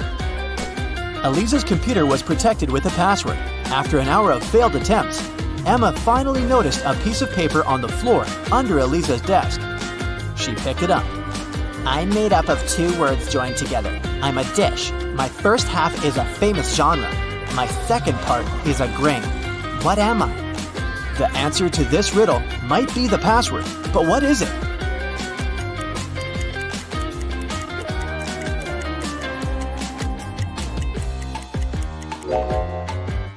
Popcorn. Emma managed to start the computer, and soon enough, she found a map with some coordinates. Time for some action. The map led her to a modern building. It was a gym. She entered and asked the receptionist about Eliza, but the woman refused to tell her anything unless she brought a guest pass. Once inside, Emma decided to explore the place. At one point, she entered the showers for ladies. She immediately realized something was off. But what exactly?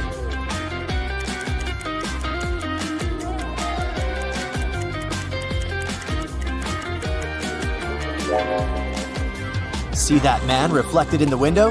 Who is he, and what is he doing here? Emma was about to run out of the showers when everything went black. When she woke up sometime later, she realized she was in a small room without windows. There was a door with a combination lock. In her hand, she was clutching a note. Spelled forward were those rodents that terrify you, but what you need is spelled backward. You can't touch it, but you can see it at night. What is the password?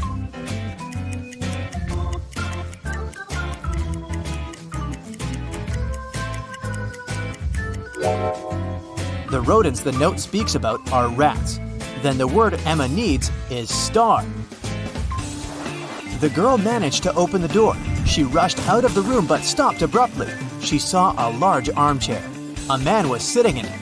It was the man from the showers at the gym. Here you are. He exclaimed cheerfully. I admit that at first I wanted to bring your boss down, but I've changed my mind. I want to play now. If you crack all my riddles, I'll give you the documents and let you go. Emma had nothing to do but agree. The man said, "See, I have a room filled with gold. Once, 3 thieves sneaked into that room, but only 2 of them walked out. After they left, the room was empty. So, Where was the third thief?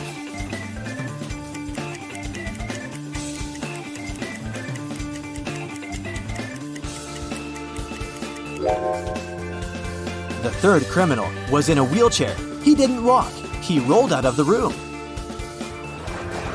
Good job, the man shouted and pressed some buttons on the armrest of his chair. Emma screamed as she felt herself falling through the floor. It was pitch dark in the basement. Suddenly, a torch on the wall lit up. Emma saw 3 doors. Behind the first door, there was a dense jungle full of dangerous creatures. Behind the second door, there was a gigantic fire-breathing dinosaur whose breath could burn through any kind of material. And behind the third door, there was a lake filled with ice water. The water was so cold it needed just a few seconds to freeze literally anything. Which door should Emma choose?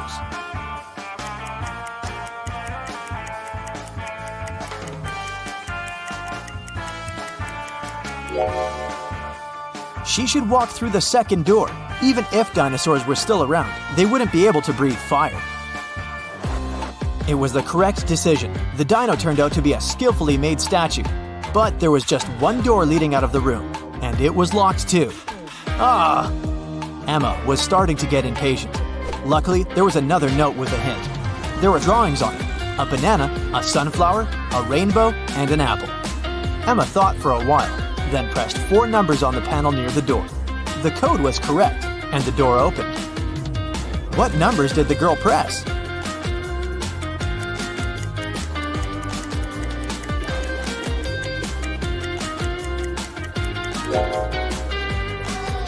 One, 3, 7, 1. Each digit corresponds to the number of colors of the objects in the picture. Emma saw a long corridor. She'd been walking for a while when she realized that the corridor was about to split into 3 passageways. They were signed West, East, South. She also saw this inscription on the wall. Which corridor should she choose?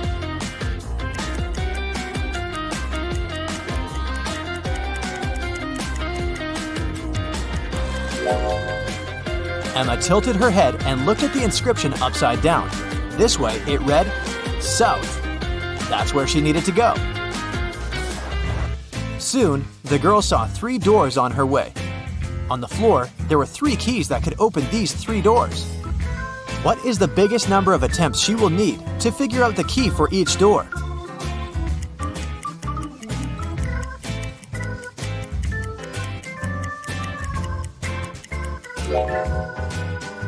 Six. 3 attempts for the first key and all 3 doors.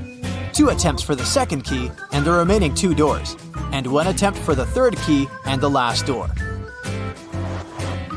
Emma decided to go through the left door, and guess what? She ended up in the room with the armchair again. The man was there too. He asked her, "Today is Friday. You need to do something 72 days later. What day of the week will it be?"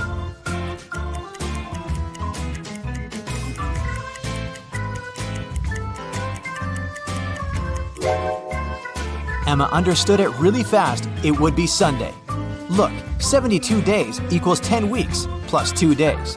And 2 days from Friday, that's Sunday. The man was getting irritated. Well, and how good are you at math? Look at this sequence. What are the next 2 numbers?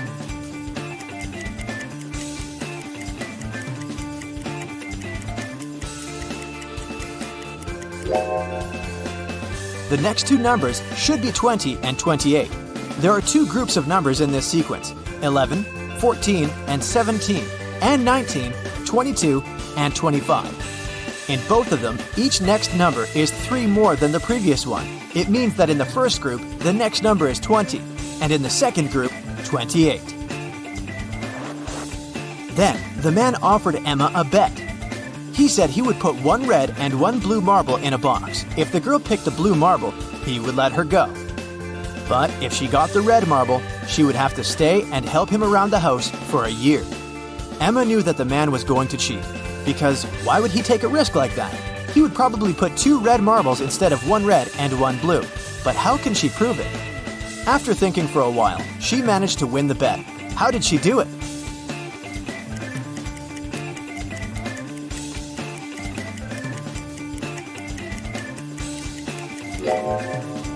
Emma picked a marble and quickly put it in her mouth without showing it to the man. The marble that remained in the box was red. According to the rules, it meant that the marble Emma had chosen was blue. The man didn't want to admit that he had tried to cheat.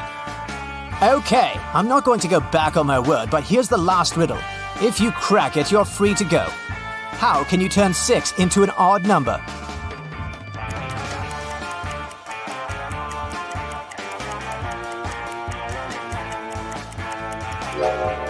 Emma didn't need to think much. She removed the letter S, which left IX. That's the number 9 in Roman numerals, and this number is odd. The man could do nothing. He gave Emma the documents and let her go. The girl was happy. Do you think she should pursue the career of a detective? When it was finally time to board the plane, it turned out that there were no more economy class seats left. Kim and Ashley were offered to fly in business class. Oh, yes. There, the girls saw 3 people. When the flight attendant served them fresh juice, she whispered that Kim and Ashley were extremely lucky. They were about to travel next to a famous Italian billionaire. Can you guess which of these passengers is the billionaire?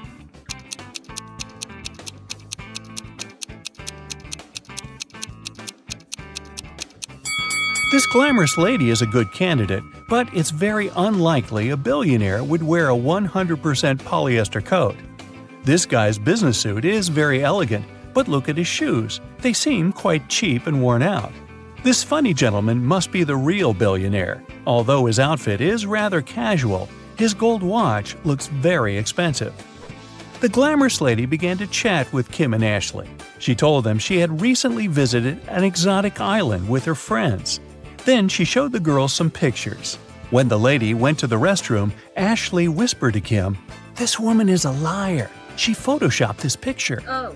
How did Ashley know that?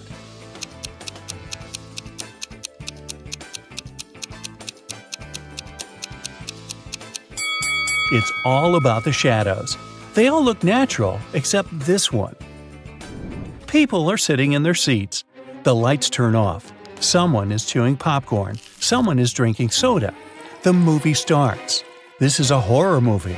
Someone screams. The ticket taker enters the hall. Several people haven't paid for their tickets. Guess who?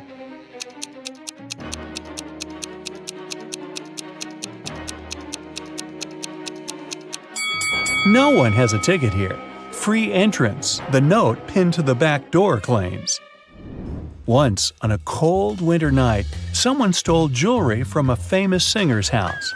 The thief didn't manage to run far away because a police car was passing by. The burglar hid the bag with the jewelry in the snow and disappeared into the crowd. Detective Anderson managed to catch 2 suspects. Look at them and try to guess who robbed the singer.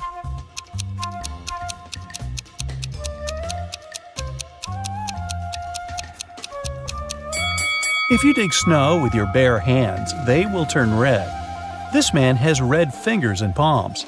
But that woman could dig snow wearing a pair of gloves, so she could be the thief too. But she wouldn't be able to run in such high heels. After the meeting, Zoe unboxed a delivery from a popular writer. He sent Zoe his new masterpiece in secret. Zoe didn't say anything about this to her colleagues. But one of them was actually trying to steal the script. Can you guess who this person is?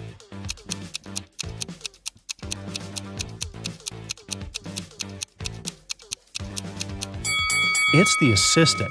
He's using his front camera to take pictures of the mirrored ceiling while Zoe is looking through the script. You're walking along the beach. Suddenly, you hear a scream. A woman is calling for help. She's drowning. You run into the water and swim toward her. As soon as you approach her, you see 3 more people. They're all screaming, but only one of them needs help. The rest are mer people who want to take you to their kingdom. How can you find out which one is human?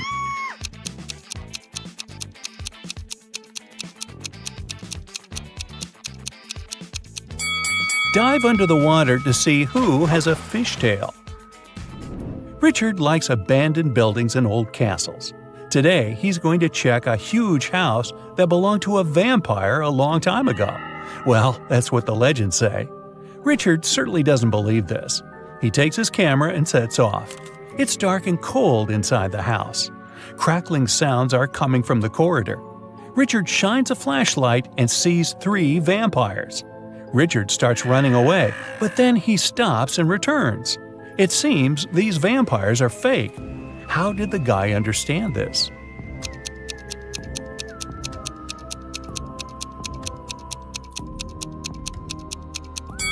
There's a mirror on the ceiling above the first vampire, and he gets reflected there. The second vampire has no fangs. The third one? Uh-oh, he seems to be real. Better run. Now, Richard wants to visit an abandoned hospital. There are rumors that werewolves live there. Richard is sure it's a myth. He's walking around dark hospital wards all night, but finds nothing. He's about to leave, but 4 men block the exit. They are howling and growling. Which of them is the real werewolf?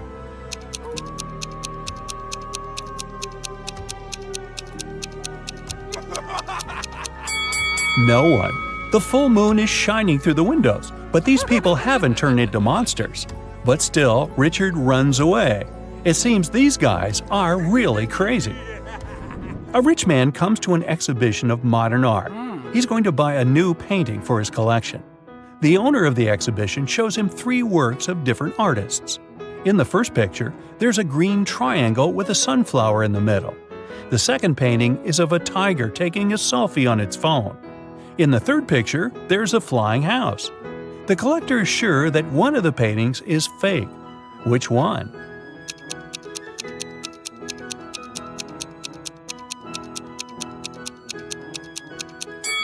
Each canvas has the artist's signature and the date when it was created. The painting with the tiger is dated 1957. There were no mobile phones and selfies at that time. This picture is fake. Martin's nervous because today is his first DJ performance at an electronic music festival. He goes on the stage. The crowd is cheering. Martin puts his headphones on and turns on the first track. Music is playing, but people aren't dancing. Why?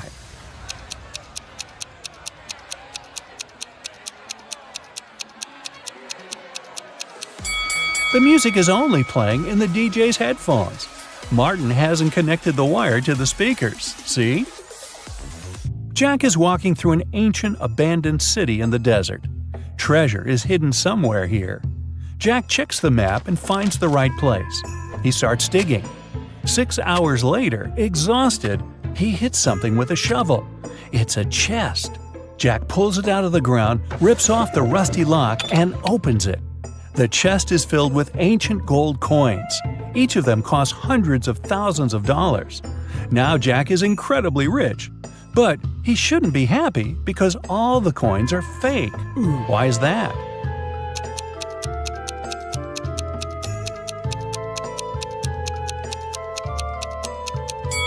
Each coin has a date, 145 BCE. It seems they're really old, but people who lived at that time couldn't write BCE on their coins because they didn't know they lived before the current era. A university professor enters a lecture hall where his colleague, an elderly teacher, is giving a lecture on quantum physics. He's drawing formulas on the board, and his students are using their laptops to take notes. The professor knows that one of these students is sleeping. He starts walking around the room, stopping behind each of them in turn. Who's dreaming right now?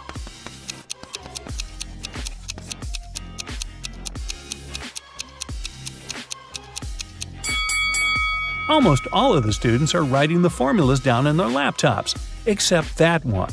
His screen is off. That's because he's fallen asleep.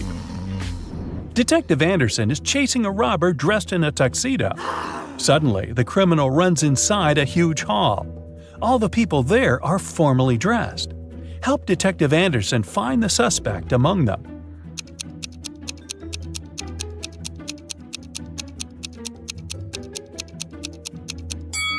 Catch that guy. He's sweating because he's been running. Leo's boss yelled at the guy because he hadn't completed his weekly work plan. Now, Leo has to spend his entire weekend in the office finishing his work. The boss took Leo's magnetic card so that he couldn't leave the building. Several hours had passed. Leo feels hungry. There's no water or food in the office, but there's a fridge and cooler in the next room behind the door with a magnetic lock. On Monday, Leo gives his boss the completed report. Somehow, the guy managed to get food and water. How did he do it?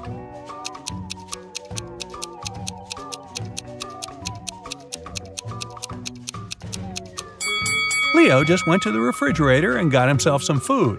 No one said the door with a magnetic lock had been locked. Victoria approaches her house.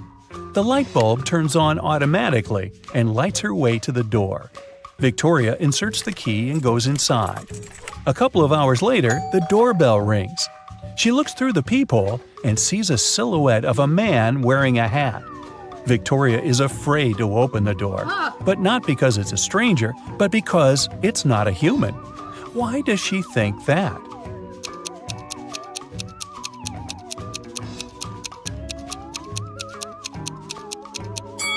The light sensor didn't work, so there's no physical body outside. There's a huge airplane hangar on the edge of the desert. Pilot Tyler steps inside and notices a cat sleeping near the ceiling on one of the beams. Tyler decides to save it. There are no stairs and nothing else that can be used to get there. The only thing Tyler sees is a large puddle of water on the floor. How did the cat get there?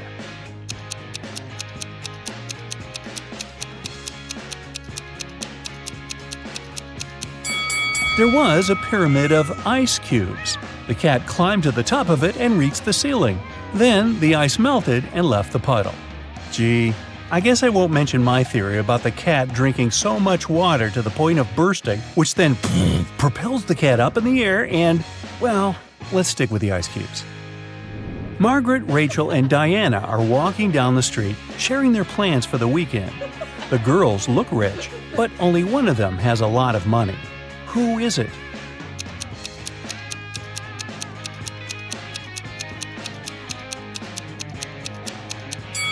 It's Margaret. You can notice the key to a Ferrari in her bag. Rachel had been dreaming of becoming a famous actress. Finally, her dream was about to come true. A famed talent agency had invited Rachel for an interview. She arrived at the office to meet her new agent early in the morning. Hello. There were 4 people in the conference room. Can you tell which one is Rachel's agent?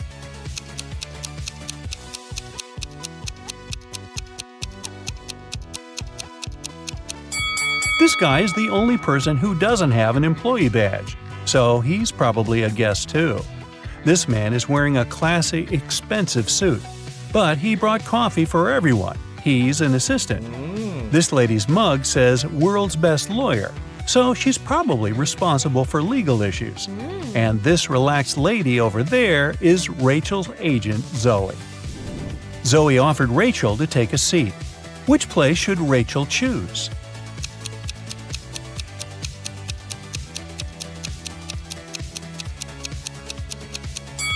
This chair is missing one leg. Someone has spilled coffee on this chair. It has written "The Boss" on the drink in this cup and left it on the table next to this chair. And someone has left a sweater on this chair. So Rachel has only one option. Here it is. Harry uploads a dating app, hoping to find a girlfriend. He likes these 3 ladies, but 2 of them are not single. Can you guess who?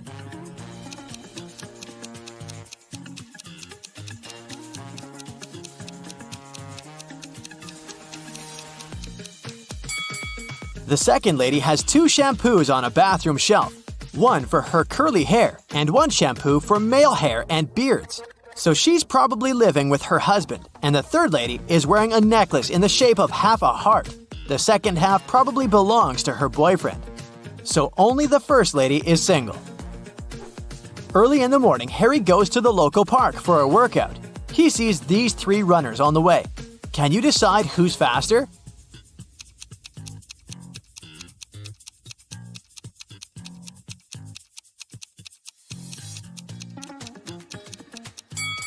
The second one. What about these cyclists? Who's the fastest?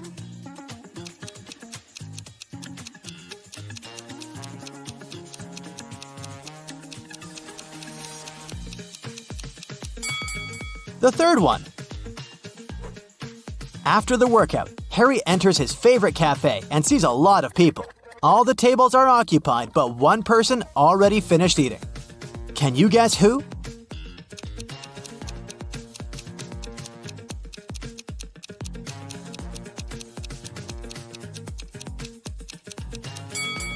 This guy.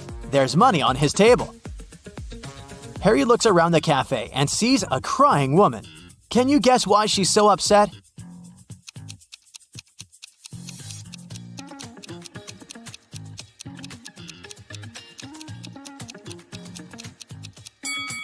She's crying because her friend is pulling her hair. Harry is flying business class to another city. There are 4 women in the cabin. One of them is smuggling gold. Can you guess who?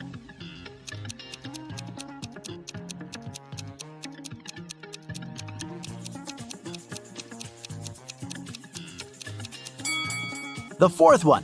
Her belly is unnaturally square. So he goes to the park and gets attacked by a crowd of zombies. Harry is terrified. He begins to run away. There are 3 possible routes in front of him, but only one of these routes will actually take him to a shelter. Can you help Harry find the correct way?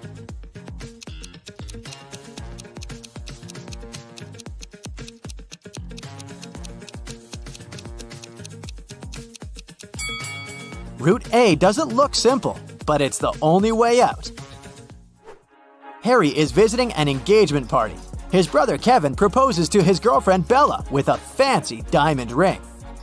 And she says yes. The party goes well, but suddenly, the lights turn off for 20 seconds. When the power is back again, Bella sees that someone has sneaked an engagement ring from her finger. Harry questions 3 suspects. Peter says, I was cutting a cake in the kitchen when the lights turned off. Allie says, I was playing the piano in the living room when suddenly it became super dark. But I'm a pro, so I continued to play blindly. and Kitty says, Sorry, I've been arguing on the phone with my ex-boyfriend, so I didn't look around. who's lying?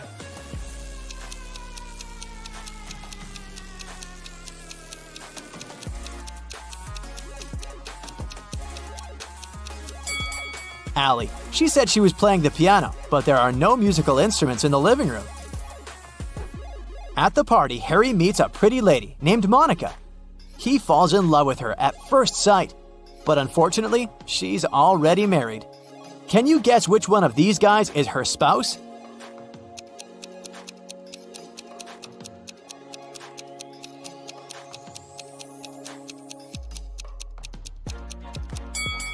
It's the first guy. He's the only one who doesn't hold any drink, and Monica is holding 2 glasses, one for herself and one for her husband. The party goes on, and Harry meets Vlad. He's a real vampire. One of these ladies is his wife. Can you guess who?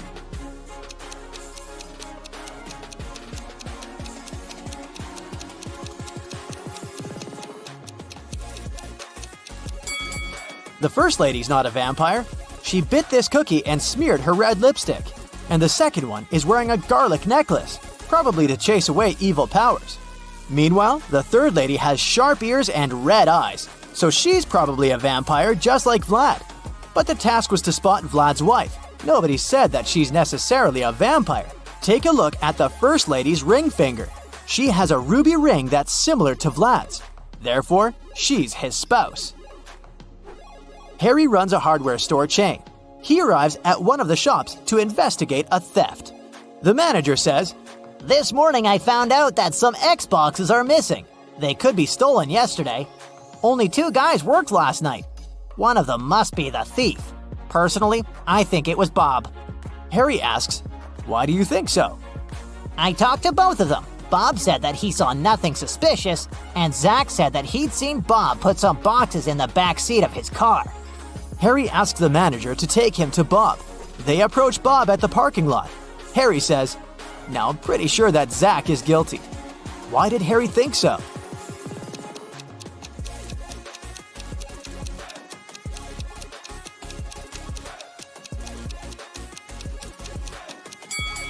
Zach said Bob put some boxes in the back seat of his car. However, Bob has a 2-seat car. Harry calls the police and they arrest Zach. The manager decides to change the 7-number password on the storage door to avoid further thefts. He leaves this little clue for all his colleagues. Can you crack this code?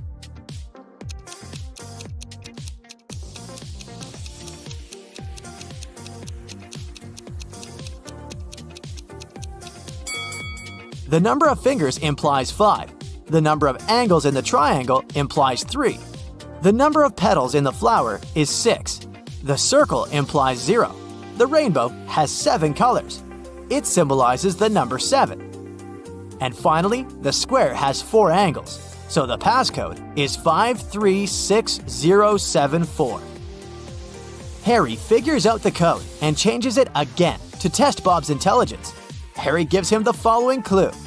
It's a 7-digit code. The first digit is the number of zeros in the code. The second digit is the number of ones in it. The third digit is the number of 2s. The fourth digit is the number of 3s. The fifth digit is the number of 4s. The sixth digit reveals the number of 5s. And finally, the 7th digit shows the number of 6s. Can you figure out the code?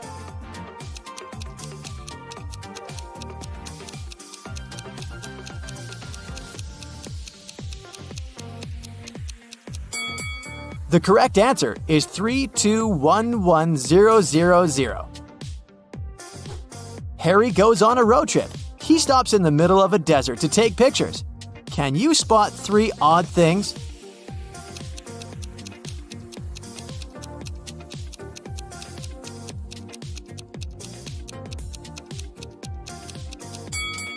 Harry's shadow falls to the right, and the shadows from the cacti fall to the left.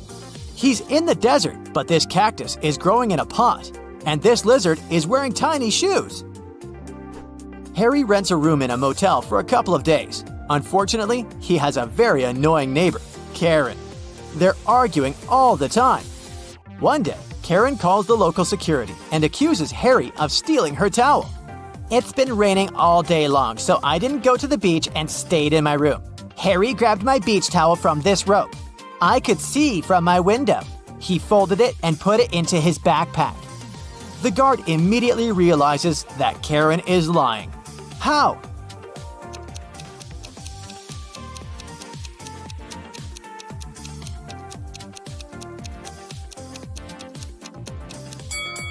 The rope is outdoors. It doesn't make any sense to dry towels in the rain. Harry purchases a tour to see the local waterfalls. He takes a nap on the bus. Then he wakes up and sees that his favorite baseball cap is missing. Harry interrogates 3 tourists nearby. Sally says, Sorry, I was sleeping too. I don't know who did it. Oliver says, Look at me, I don't wear baseball caps, man. I prefer classy hats. And Molly says, I think it was Sally. She's very suspicious. I'm almost sure that she tried to steal my chocolates when I fell asleep. Can you spot the thief?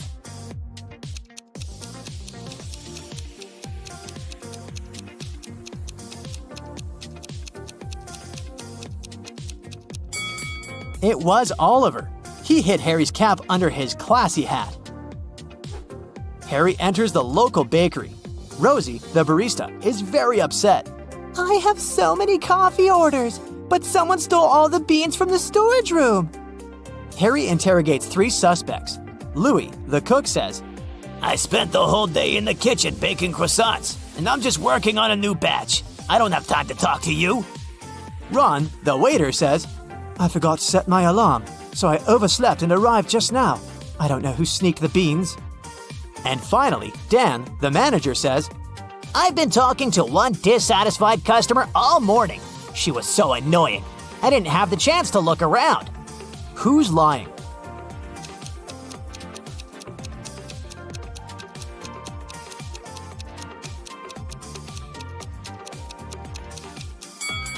The cook.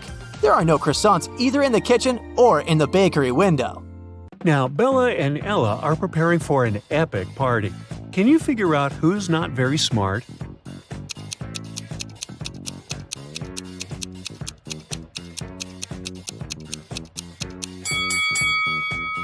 Even though Bella looks as if she's about to touch a hot iron, the device is actually unplugged.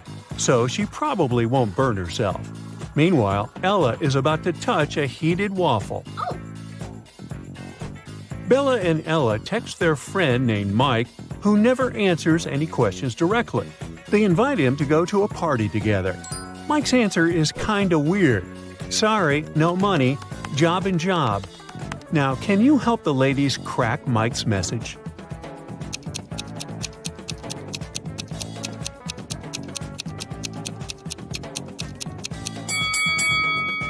Mike said he had no money because he was in between jobs. Bella and Ella arrive at the nightclub and see a huge line at the entrance. The local guard, Greg, checks people's ID cards. His task is not to let in suspicious people and folks under 21 years old. Here's the first guest's ID card. What do you think? Can you help Greg decide if he can let this visitor in?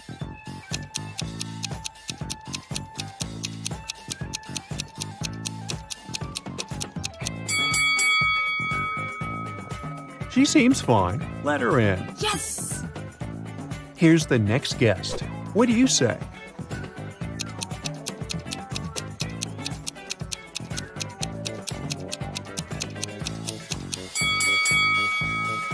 June 31 doesn't exist. There are only 30 days in June, so no entry, buddy. Oh, no. Now what about this guy?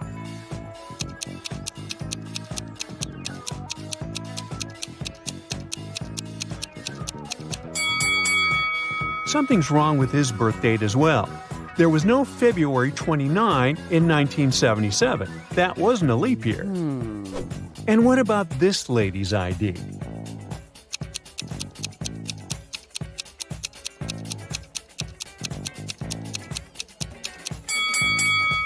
Yep, she's good to go. Okay.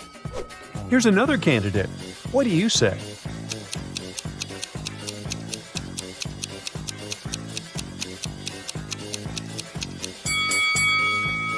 Well, he's 22, so he seems fine.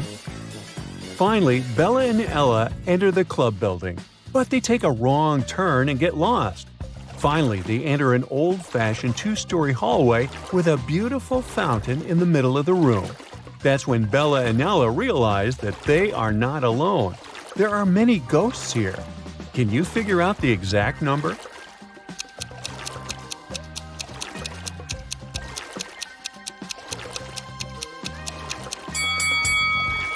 There are 7 ghosts in this space. One of the ghosts is hiding inside the fountain. And the lady over there is not a ghost. She's standing on her feet and she's sweating. So she's very much alive. The lady is the owner of the property. She says, to get out of this place, you have to crack the following puzzle. Can you help Bella and Ella figure out what number is hiding under the question mark?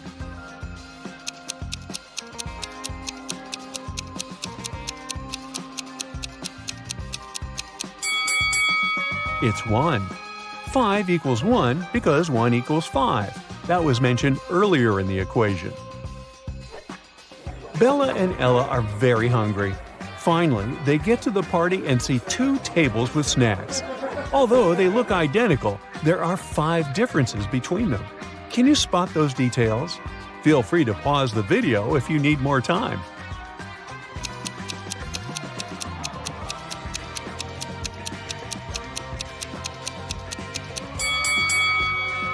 Here they are. Bella and Ella take a couple of selfies at the party. Can you spot 3 differences between these pictures?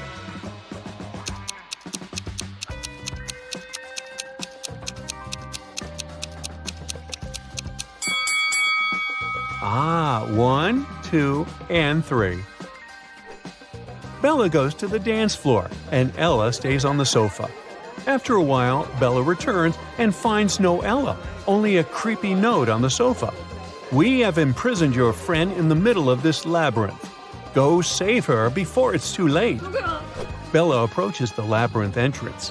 She's worried that once she walks in, she won't be able to find her way out. Oh my god. How can she escape the labyrinth without getting lost and wasting too much time?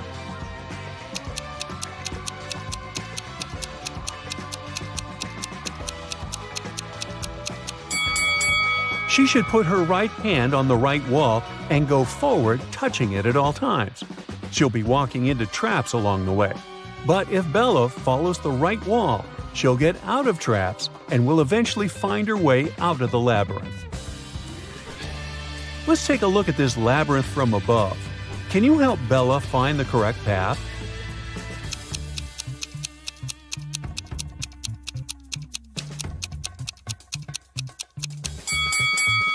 Here's the only route leading to the final destination. Bella manages to find Ella in the center of the maze. Suddenly, a secret door opens, and a creepy voice announces, "You can use this elevator to leave, but first, you have to enter a 4-number passcode to turn it on." Can you help the ladies crack the code?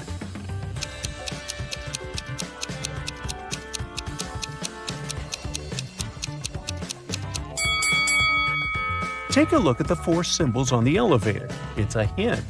Each image implies a number. The word crown consists of 5 words, so it implies 5. Necklace implies 8, ring 4, and diamond 7. And the code is 5847. Oh. Bella and Ella want to return to the party, but they face a guard who says, "You'll have to crack my riddle if you want to come in." What is that thing that you have to break before you can use it? The ladies crack this mystery right away. What about you?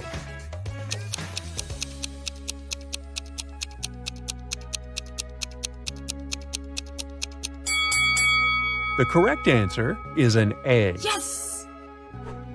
Bella and Ella are walking down the corridor. They face a locked door. There are 5 buttons on the door, but only one of them will let Bella and Ella pass. If they choose the wrong one, the door will get blocked forever. Can you help them choose the correct button?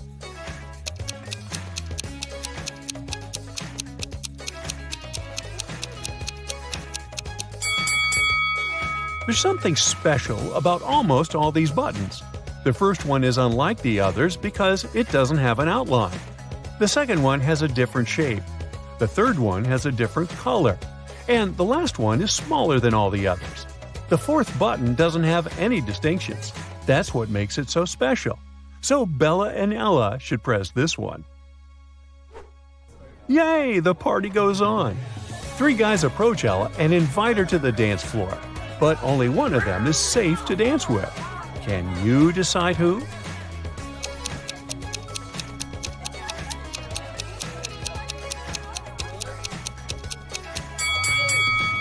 The first guy has too many spikes on his clothes. He might accidentally scratch Ella. And the second guy is a sorcerer. He has a love potion in his pocket, so he can't be trusted either. Therefore, Ella should pick the third guy. Bella takes a picture of Ella on the dance floor. She freaks out right away. Oh my god. Why?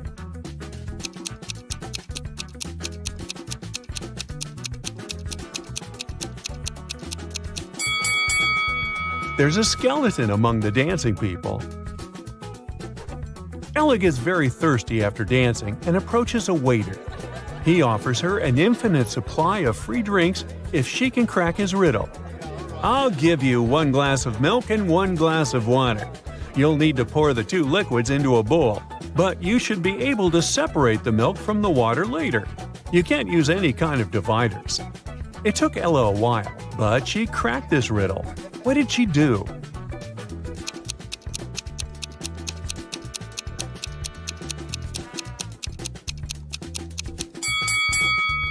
She poured all the water into a bowl and froze it. After that, she added the milk. Oh. Finally, Bella and Ella leave the party and enter a supermarket to grab some snacks. They see 2 ladies. One of them is married to their friend Mike. Can you guess who?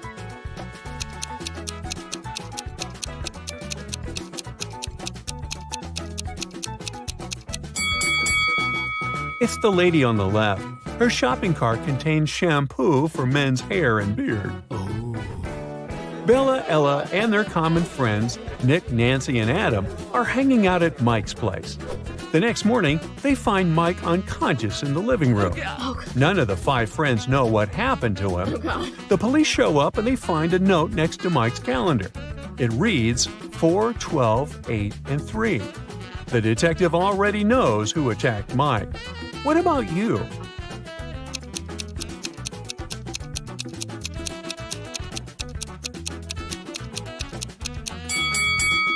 It was Adam. The note was next to a calendar. 4 implies April, 12 implies December, 8 August, and 3 March. Take the first 3 letters of each month, and you get the name Adam. The next day, Bella and Ella go skydiving. Oh no, Bella's parachute hasn't opened, and she's now plunging toward the ground. There are 2 places where she can land. Bella can either fall into the lake or into this large haystack. Can you help her choose the best option?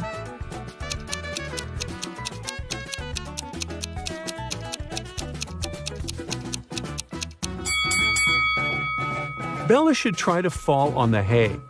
Can you see those creepy crocodiles hiding near the lake? Bella manages to land safely. She meets Ella and they go camping. Unfortunately, Ella gets bitten by a snake, and Bella is trying to suck the venom out of her leg. Mike is also on the trip. Suddenly, he spots a black widow spider on his arm. Who's in a bigger danger, Bella or Mike?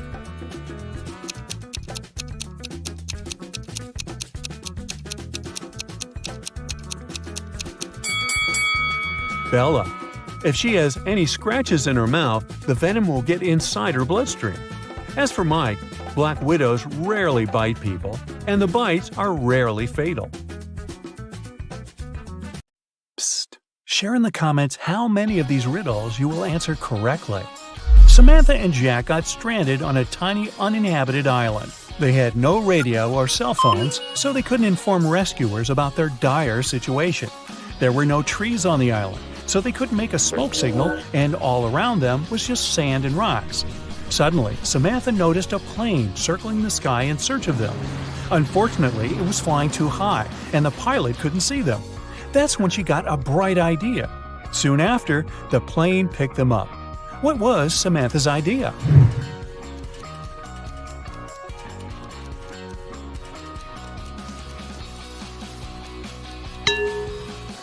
To use rocks to spell out SOS on the sand. Detective Cooper needed to find out the very last piece of missing information in a case he had been dealing with lately. He finally got to the office where secret documents were hidden. To open the door, he needs to choose the right button.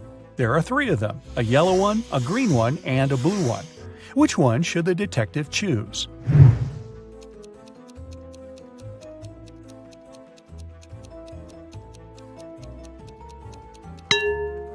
The detective needs to choose the blue button. It's pretty worn out, so it must have been used many times. Plus, there's a small note with a warning.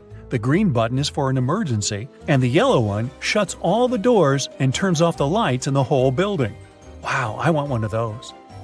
One day, Amanda thought her boyfriend Eric had a secret from her. To find out what it was, she needed access to his laptop. She had no idea what the password was, but luckily, there was a post-it note right on his desk. However, she needed to decipher the pass. Apple, man, dawn. Can you crack this code?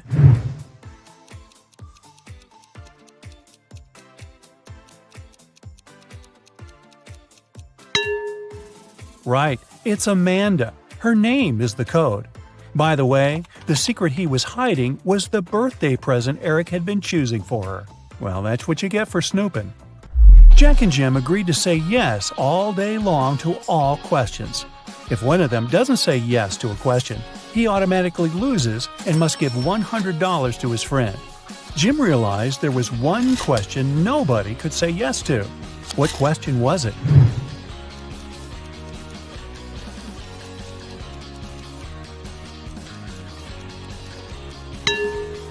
Jim realized nobody could say yes to the "Are you asleep?" question.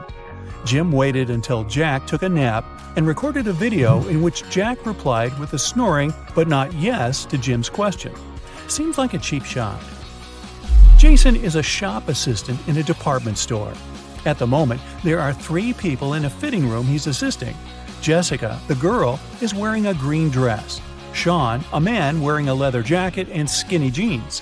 And Alex, the man who's currently taking a larger pair of jeans that Jason brought him.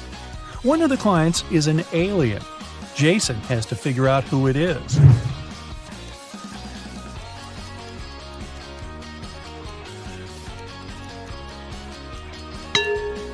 It's Alex. Take a closer look at his feet. Only a reptile or an alien could have such feet. Julian needed to find a very important document he'd lost. He looked through all the papers and finally found something that looked like the document he actually needed. However, a couple of seconds later, he realized there were 4 copies of this document looking precisely the same, or not.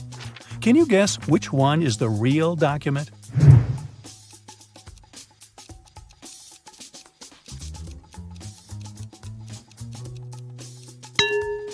It's the one in the upper left corner. It has a stamp and a signature, and it says Agreement. The one next to it looks similar, but it has a spelling mistake. It says Agreedment. The rest of the copies lack either a stamp or a signature. Mr. and Mrs. Jones are fond of art and love collecting rare and expensive pieces. Once they had to go on a business trip, and when they came back home, they realized something precious was missing. They instantly called the police, but the officers were confused because no painting was taken. Why were Mr. and Mrs. Jones worried then?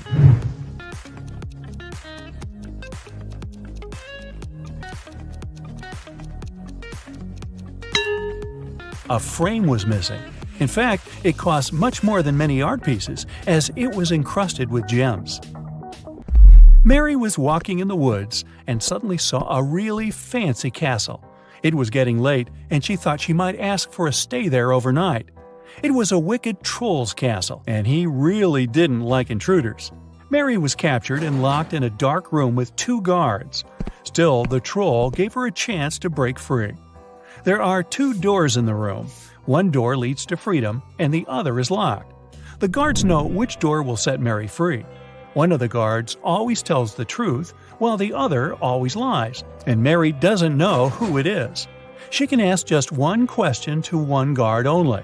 What question should she ask?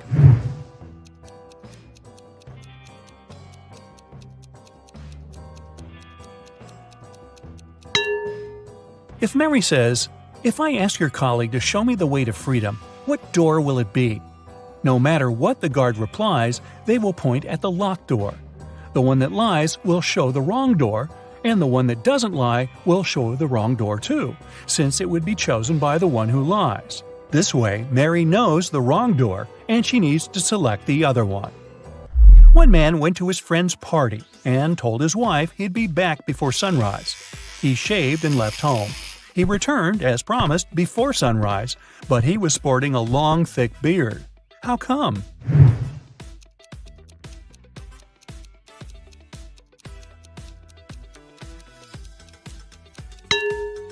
The man and his wife live in a place with polar nights that last for several months. Anthony, the financial director of a big company, finally persuaded new partners to sign a super important agreement.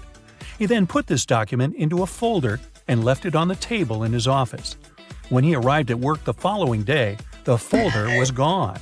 Anthony gathered all the employees in the office at the time and questioned them. The cleaning lady said she had been busy washing the floor and hadn't paid attention to anything around. The designer explained that he hadn't left his working place even once. What's more, being an artist, he didn't have any interest in agreement documents. The accountant admitted that he had entered Anthony's office to have some documents signed, but once he noticed there was no one inside, he immediately left. Who took the folder with the agreement?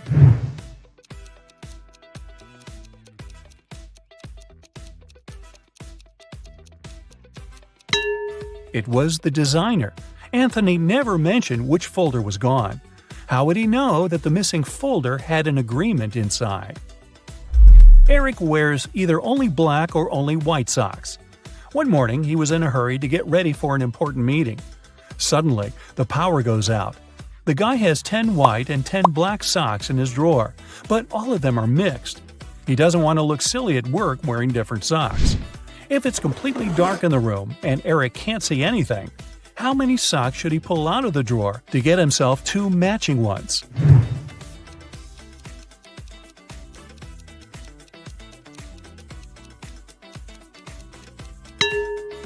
Three socks are more than enough. In a set of 3 socks, he's bound to have 2 of the same color. Jane told her boss someone had taken the documents she had prepared for the meeting. She added that she had noticed someone come in wearing a smart suit, gloves, and a black mask. This person also had 3 rings on their fingers. The boss didn't believe her. Why?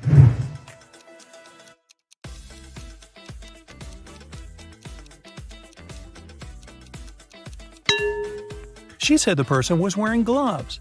Then how did she see 3 rings on their fingers? Jane must have simply forgotten to print those documents out. On a nice warm day, Vivian, who lived in a town on the seashore, decided to go for a hike alone. But after hours of trekking, she ended up in a section of the forest she wasn't familiar with.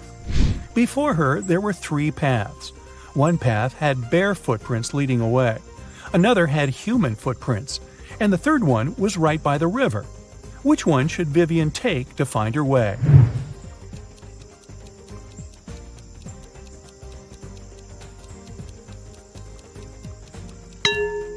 The river path. Since she lives in a coastal town, the river mouth most likely ends up in the sea. That way, she could figure out where she was. So now it's your turn. Count 'em up. How many correct answers do you have? Poor Brad finds himself locked in a dungeon of a magical castle. Beats me how he got there, but he just needs to escape as soon as possible. Brad looks around searching for some keys to open one single door. But he only finds these 3 potions. The first one makes you super small, the second potion turns you into a giant, and the third one makes you invisible. Can you help Brad find the correct potion?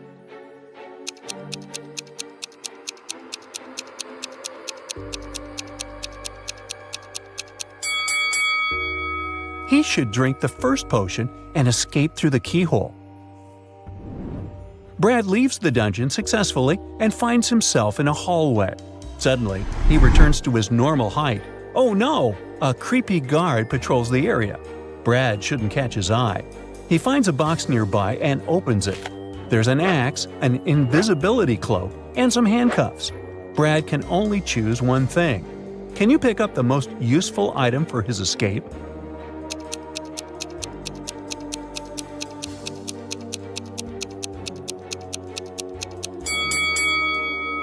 Brad should grab the cloak, blend into the interior, and escape unnoticed. Brad leaves the hallway safely and faces 3 doors leading to the bedrooms of 3 mysterious creatures. The first bedroom belongs to a vampire. He can fly and smell humans for miles. A hungry zombie is dancing all over the second bedroom. And a creepy mummy is living behind the third door. Anyone who sees it gets cursed automatically. Which way is more or less safe?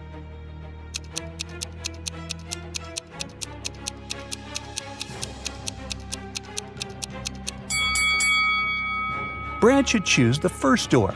Take a look outside the window. The sun is shining, which means the vampire is probably sleeping. Brad walks through the vampire's bedroom and finds himself on a balcony. There are 3 windows that he can climb through. The first passage is filled with toxic fog. A dragon is sleeping behind the second window, and venomous snakes are crawling all over the third passage. Can you help Brad pick the correct window?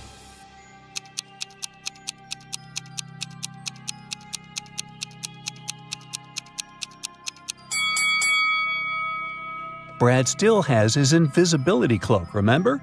So he should just stay quiet and walk through the second passage. Nailed it! Brad enters the library. He spots 3 books: Potions for Beginners, How to Ride Your First Dragon, and The History of Vampires. Can you pick a book that will help Brad escape?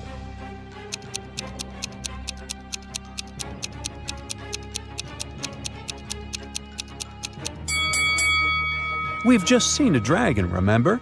Brad can try to escape from the castle with its help, so he should read the second book. Brad puts on his cloak and returns to the dragon's room. It's awake and ready to fly. Brad manages to climb onto the dragon's back and they rise into the air. Suddenly, the dragon spots its fellow dragon and tries to throw Brad off. Which location is the best for landing? The roof, the bridge, or the well?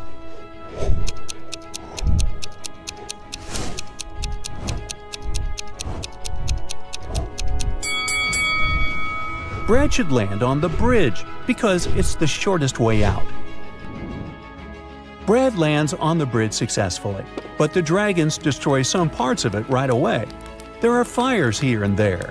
Brad should find a way to reach the gates. He looks around hoping to find something helpful. He can choose only one of these 3 items: a rope, a broom, or a tablecloth. What would you suggest?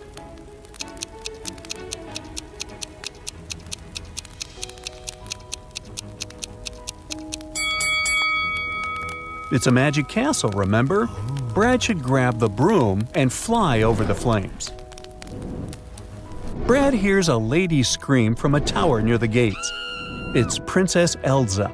She was imprisoned by the local wicked wizard. The key to her cage is hidden in this messy room. Can you help Brad find it?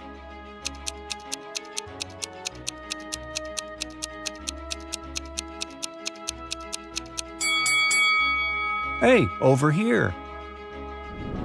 Elsa says, "The wizard stole my ruby ring. This magical artifact is super strong. We need to return it as soon as possible. Otherwise, the whole world is doomed." Brad goes to the wizard's workroom, but the door is locked. Can you help him figure out a 5-number passcode to open it?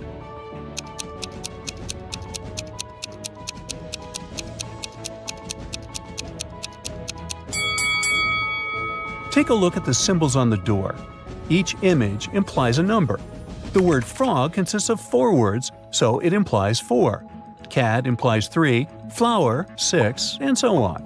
And the code is 43643. Brad enters the workroom. Thankfully, it's empty. Can you find any clues about where the ruby ring might be hidden?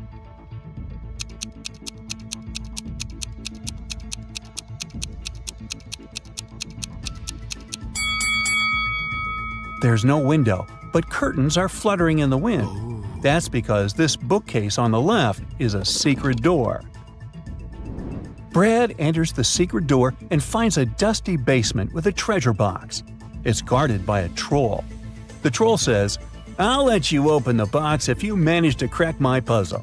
Listen carefully. I'm not alive, but I grow. I don't have lungs, but I need air. I don't have a mouth, but I'm afraid of water. What am I?" Can you help Brad solve this riddle?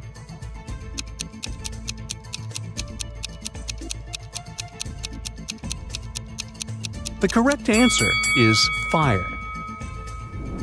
Brad opens the box and grabs the ring. The wicked wizard enters the room and yells at him.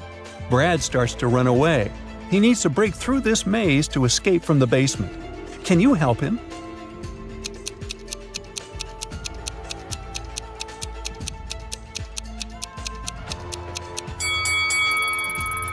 Here's the only way out. Brad escapes successfully. He returns the ruby ring to Elsa and gives her a ride back to her native kingdom. Can you spot anything odd in this town?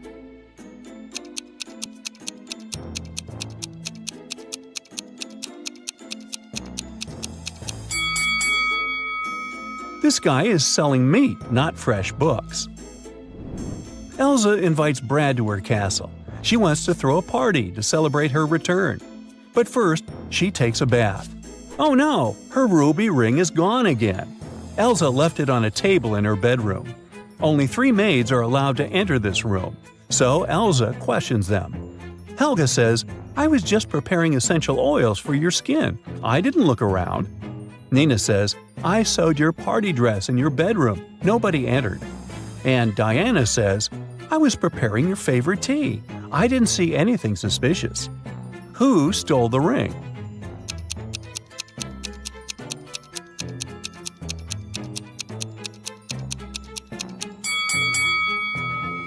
nobody. It's still in the room.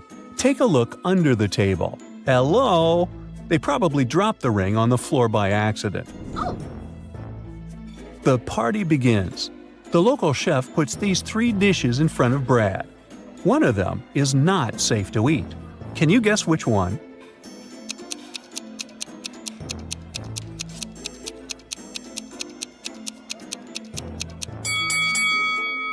Take a closer look at this pasta. These little things look like worms, so Brad should probably stay away from this dish. All right, time to dance. 3 ladies approach Brad and invite him onto the dance floor, but only one of them is safe to dance with. Can you figure out who?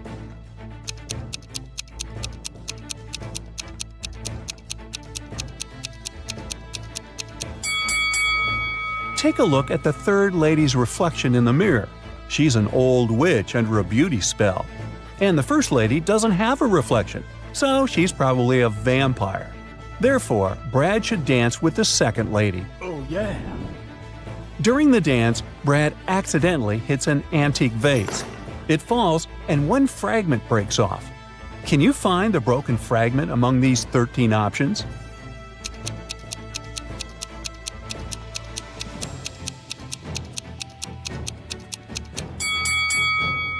Only this piece fits perfectly. Yeah! Elsa announces a contest. She's willing to give away a fancy mansion to the one who solves her riddle. What king can you make if you take the head of a lamb, the middle of a pig, the hind of a buffalo, and the tail of a dragon?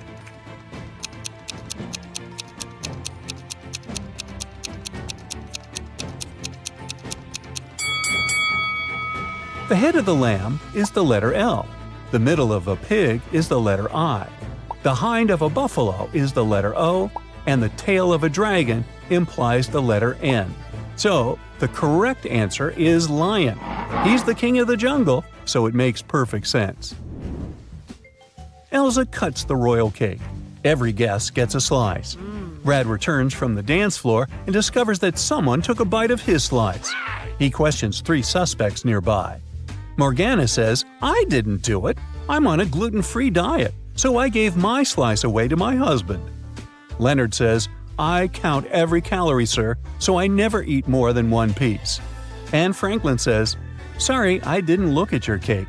I was looking at my beloved Elsa." Who's lying?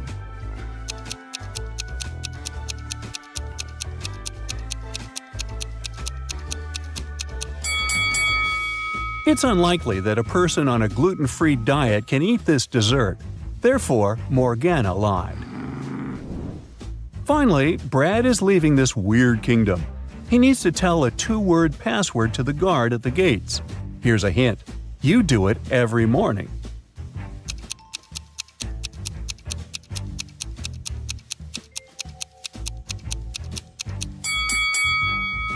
And the password is wake up. Whew, that was just a dream. Or was it? Hey Sherlocks, I really need your help here. So, take out your magnifying glasses and join me on this detective chase. Look at this image. What's wrong here?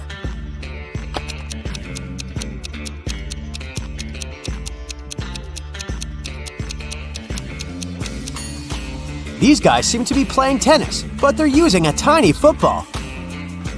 Now how about these people? One of them is from the future. Can you figure out who it is?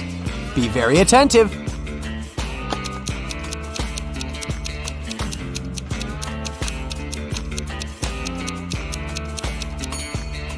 Right, it's this guy. He's got a smartphone in his pocket. This looks like a regular picnic in the park, but one of these people is a time traveler. Who is it?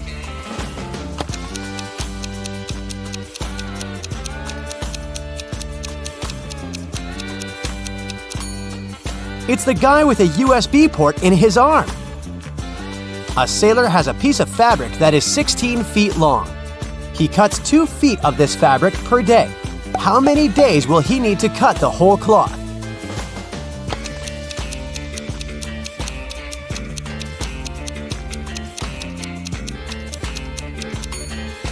Your first answer might have been 8 days, but in fact, the sailor will only need 7 days. The last remaining piece of fabric will be 2 feet long, and the sailor won't need to cut it. Adam's car has broken down right in the middle of a deserted forest road. But the worst thing? It's winter. Snowdrifts are huge, and the wind is freezing cold. Adam has to get to the nearest town, and fast. But if he follows the first path, he'll have to deal with hungry wolves. The second one goes through an area inhabited by bears. And if he takes the third road, he'll have to cross a river covered with thin ice. Which is the safest way?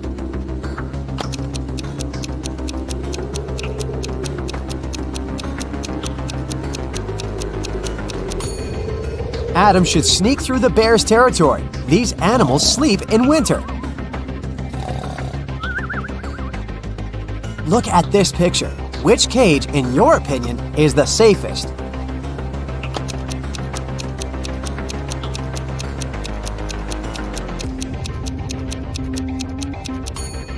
It's the last one. Even though a scorpion sting is painful, it's rarely life-threatening. The next tricky brain teaser for you. Can you figure out who has stolen her computer?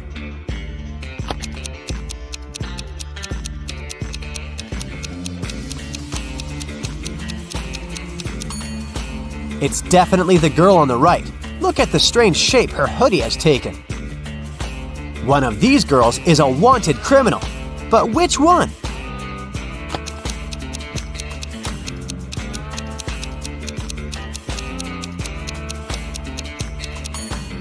It's the one with dark hair. She has the same mole as the girl in the photo.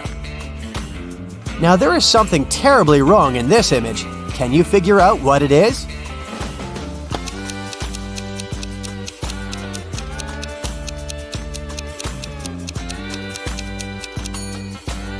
Look at that snowdrift near the cactus on the right. It's a desert. What is a snowdrift doing there? Look at these people and try to figure out who will divorce soon.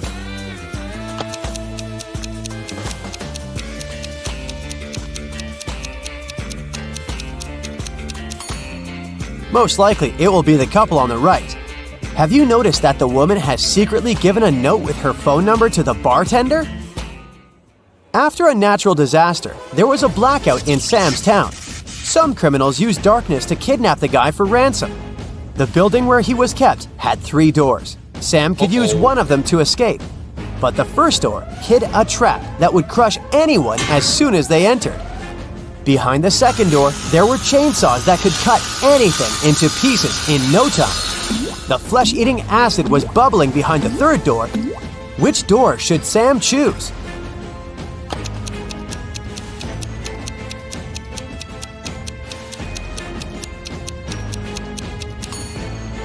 Chainsaws can't harm the guy because there's no electricity in the town, remember? Liza was a millionaire's daughter. She was fed up with her father trying to control her life, so she decided to run away from home. She took some money and the most discreet car she could find in the garage and left. The girl knew her father would send his people to bring her back. That's why she never stayed in one hotel for more than one night. One day, she found herself in a small town. It was getting dark, and she had no choice but to stop at the first hotel she saw. The receptionist said her room number was 710 and offered to show her where it was. Liza immediately grabbed her bag, ran out of the hotel, jumped in the car, and sped away. Why?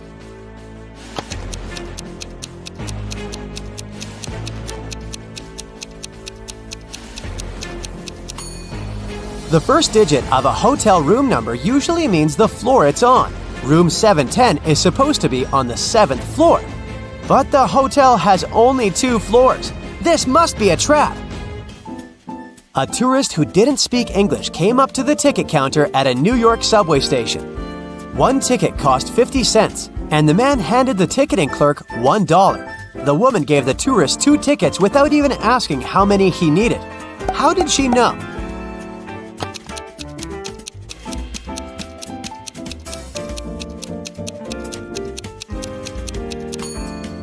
The tourist gave her 4 quarters, and she immediately realized that if he needed just 1 ticket, he would have just given her 2 quarters. Ice melts when you heat it, but if you heat me, I'll become solid. Can you figure out what I am?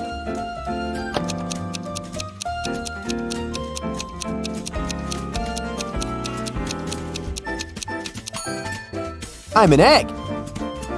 I'm weightless, but you can see me. And if you put me in a water bottle, it will become much lighter. What am I?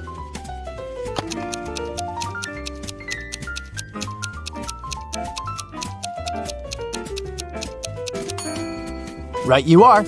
I'm a hole. After having had a fight with a powerful wizard, Louisa found herself trapped in a medieval castle, far away from civilization. She couldn't escape. Jumping out of the window was out of the question because it was too high above the ground. And the only tree growing next to that window wasn't sturdy enough for the girl to use it to climb down. At the same time, in the room where Louisa was locked, there were 3 doors. One of them could lead the girl to freedom, but behind the first door, a fire was raging. The second door held back hundreds of venomous snakes. And behind the third door, there was a maze filled with animal traps. Which door should Louisa choose to escape?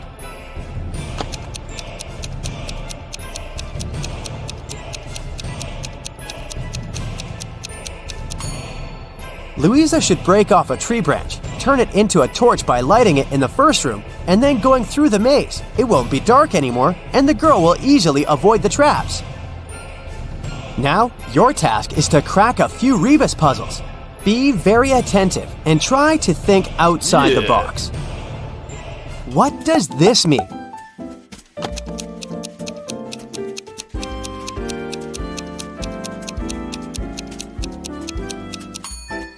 Right, that's Big Sister. How about this rebus puzzle?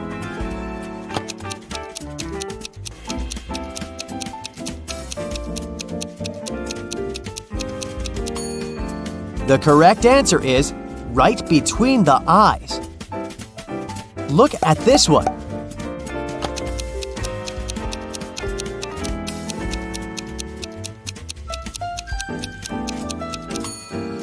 That's good afternoon. What can you fill if your hands are empty? Well, this is confusing. How can I fill anything if there's nothing in my hands? You'll probably be able to figure it out.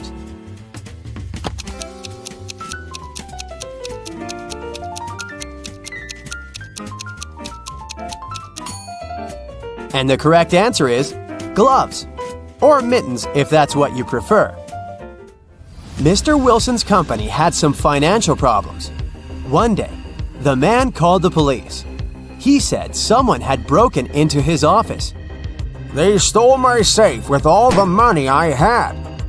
The police officers who came to investigate this case asked the man why he was so sure that there had been several thieves. Well, my safe was too heavy for one person to carry. The police instantly realized Mr. Wilson was lying. How?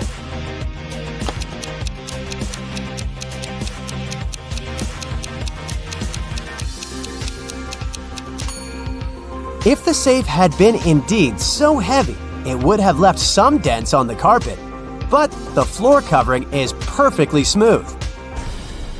Detective Martin was choosing a diamond ring for his fiancée when a man in a black mask ran into the jewelry store. He made all the visitors lie on the floor and took the most expensive jewelry and money. After that, Detective Martin saw the man get on a red motorbike and speed away. The detective jumped into his car and set off on a chase. Soon, he came to a crossroads. Where should he go now? Suddenly, Martin saw a car coming from the opposite direction. He asked the driver if he'd seen the red bike. No, I've only seen a silver convertible. Then, the detective saw a gray car approach from the left. The woman inside said she hadn't seen the red bike, but she had seen a yellow bike and a group of cyclists. And the man who appeared from the right told Detective Martin he'd only noticed a large blue truck. Where is the robber?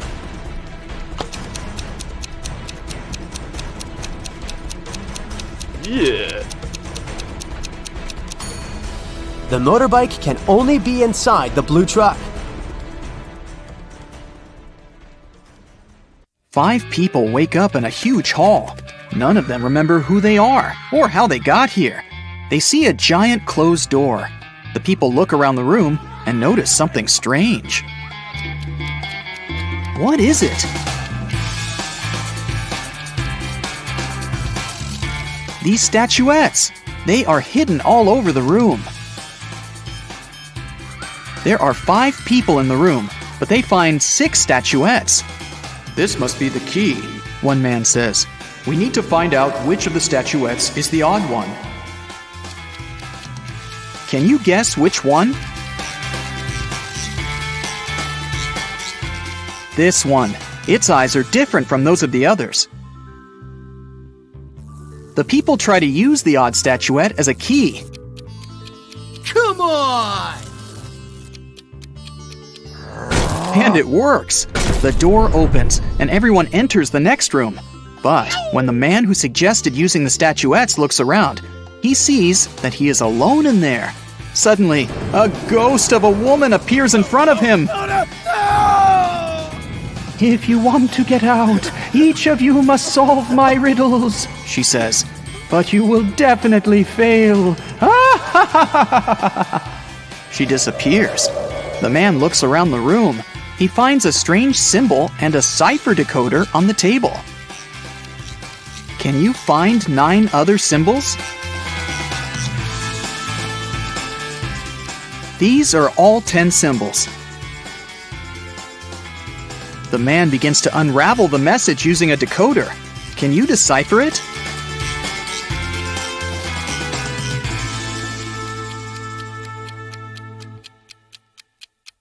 It says page 52.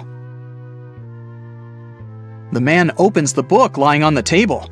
On page 52, there's a riddle written in an ancient language. If you have me, you want to share me. If you share me, you haven't got me. What am I? The man immediately guesses the answer. Can you? It's a secret.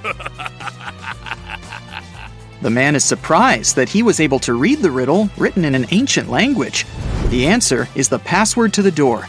He types it in and the door opens. Suddenly, he remembers. His name is Thomas. He's a linguist and a cryptographer. Meanwhile, in another room, a young man finds himself in a beautiful place full of plants. There are 3 flowers on the table. They giggle maliciously. The sign in front of them reads, "Lying Flowers." The first flower says, "You'll never get out of here, and you'll never get rid of us. Just give up already." The second one says, "I don't remember how you can get rid of us. It was either cutting or uprooting us." The third one says, "Uprooting and plucking us are both proper ways." What should the guy do? Cut the flowers, uproot them, or pluck them?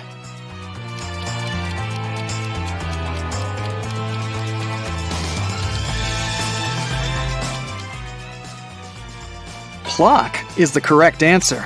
These flowers only tell lies. So the conclusions we can draw from their words are these. 1. There is a way to get rid of them. 2. It is neither cutting nor uprooting. 3. And there's only one way to remove them. The only thing that remains is plucking. The guy plucks the flowers. He notices that glowing letters appear on their petals. The letters need to be put together to get the answer. What is it?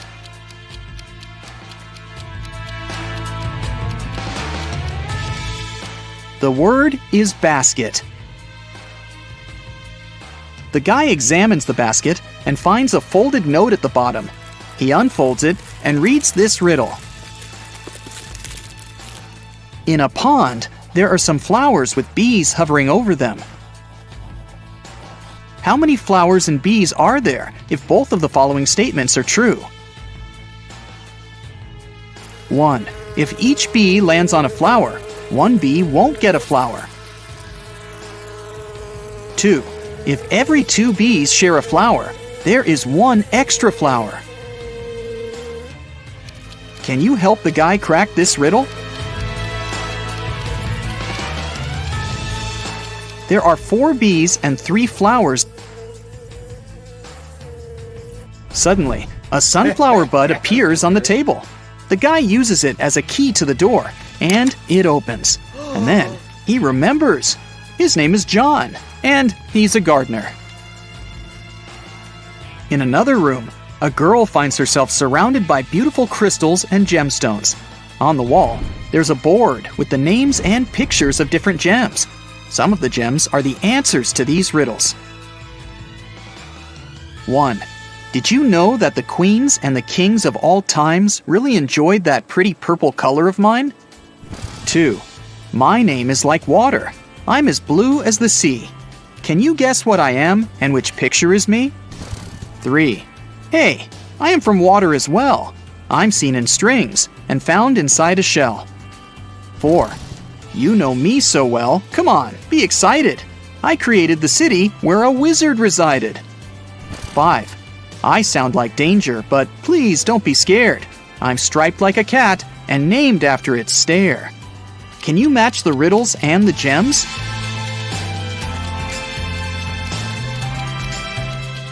The correct answers are 1. Amethyst, 2. Aquamarine, 3. Pearl, 4. Emerald, and 5. Tiger's eye.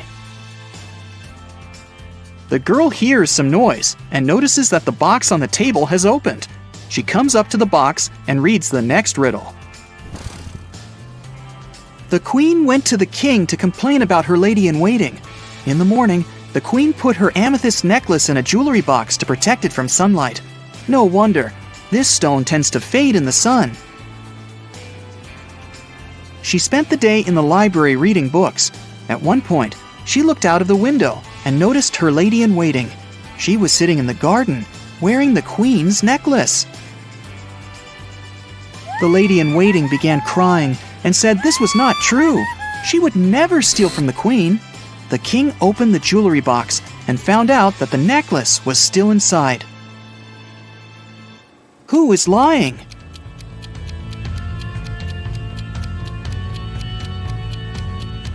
The girl soon realizes that the lady-in-waiting is the liar. Have you noticed that the amethyst is now much dimmer than before? That means that the lady-in-waiting really wore the necklace outside. The girl solves the riddle. 3 gemstones appear at the bottom of the jewelry box: citrine, garnet, and alexandrite.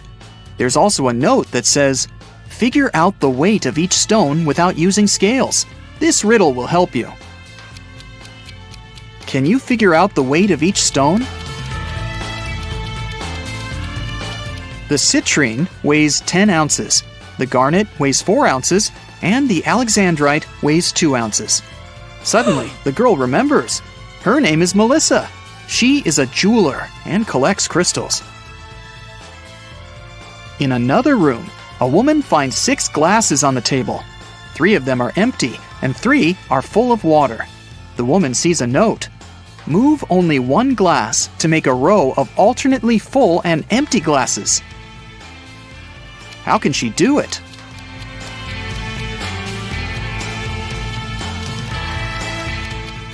She should take the 5th glass and pour the water into the second one. Suddenly, the glasses disappear. Instead, 2 sets of different ingredients and a note appear on the table. The note says, "Find 3 differences." Can you spot all of them?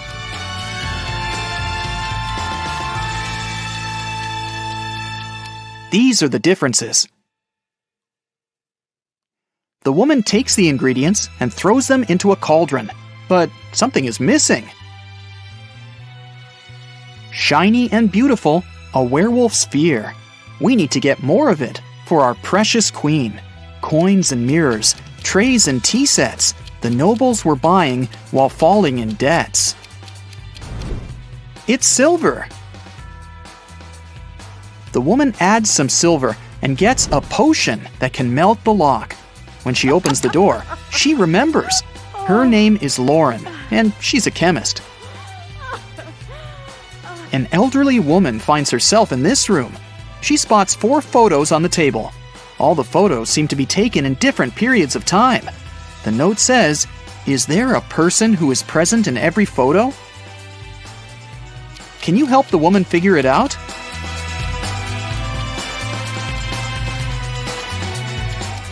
Here she is.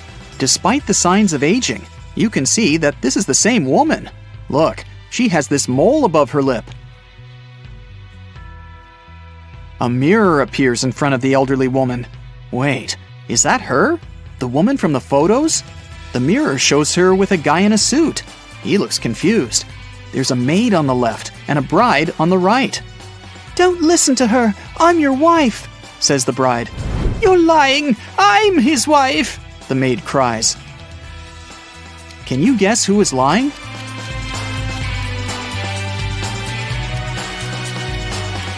The girl on the left is his wife, because she has a wedding ring on her finger. Wait, she also has the same mole above her lip. Is this our elderly woman when she was young? The letters appear in the mirror. IVTCBOE.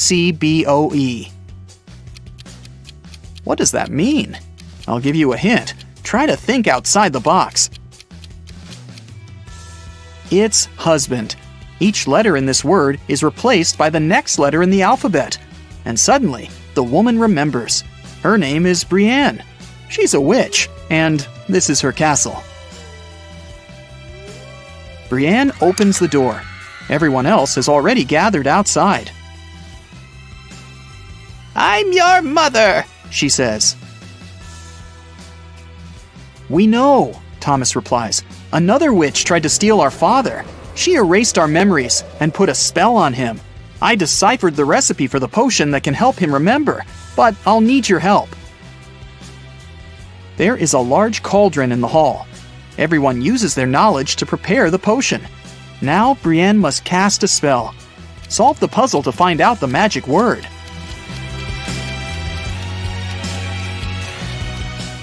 It's Memoria. The potion is ready. Suddenly, 3 doors appear in front of the family. Behind the first door, there's a hot desert, but there are some fruits on the trees growing there. The second door opens to the middle of the sea. Behind the third door, there's an endless forest. What should the family do?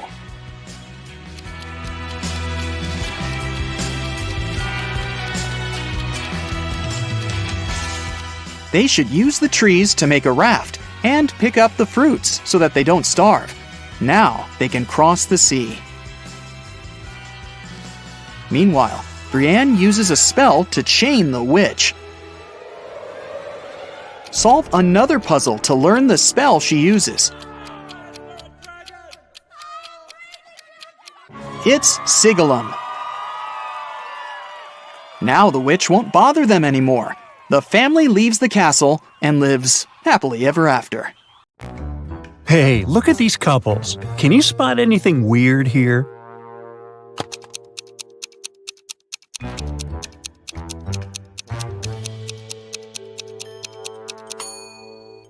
Seems like the only real wife is the one on the right.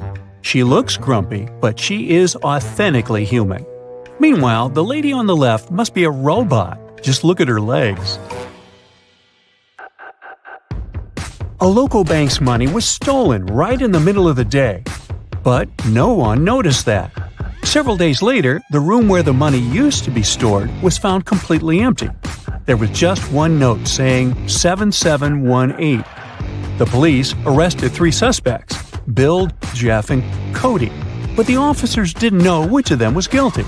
They invited a famous detective to crack the mysterious case, and the detective managed to decipher the note immediately. Can you do it too?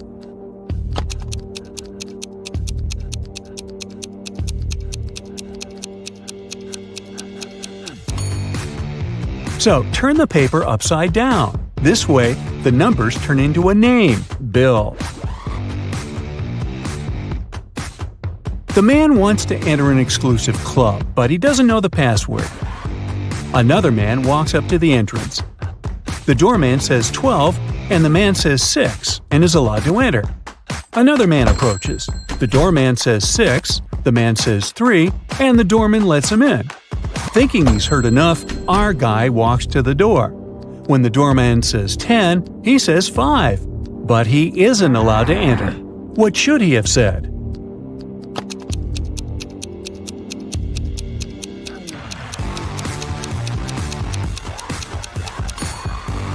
Three. The correct answer is the number of letters in the word the doorman says.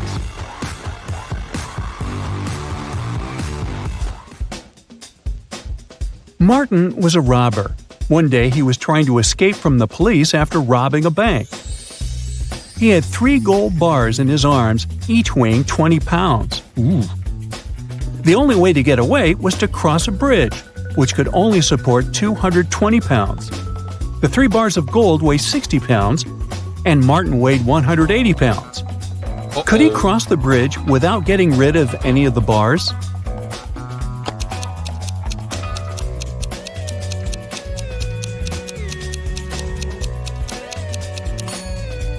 Now, Martin can't leave a bar of gold and come pick it up later, so the only solution is to make those bars fly. To make it happen, Martin must juggle them. This way, only 2 bars will add extra weight to the bridge, while the third one will always remain airborne. Voila! 180 plus 20 plus 20 equals 220, so the bridge can totally handle it. However, Martin couldn't handle it because he couldn't juggle, and the police got their man. A thief entered a high-end boutique and forced the shop assistant to open the safe. The shop assistant said, "The code for the safe is different every day, and if you harm me, you'll never get the code." But the thief managed to guess the code on his own. How did he do it?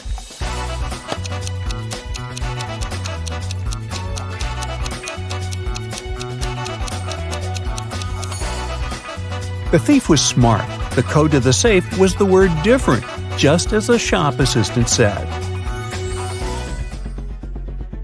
A wealthy businessman, Mr. Ben Swift, was taken away and locked up in a dark room. His phone had almost no charge.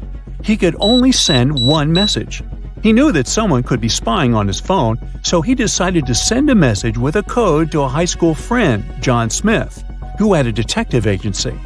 He remembered that in high school, they would cipher messages to each other, replacing each letter with the one to the left. So he sent this. Can you guess what it means?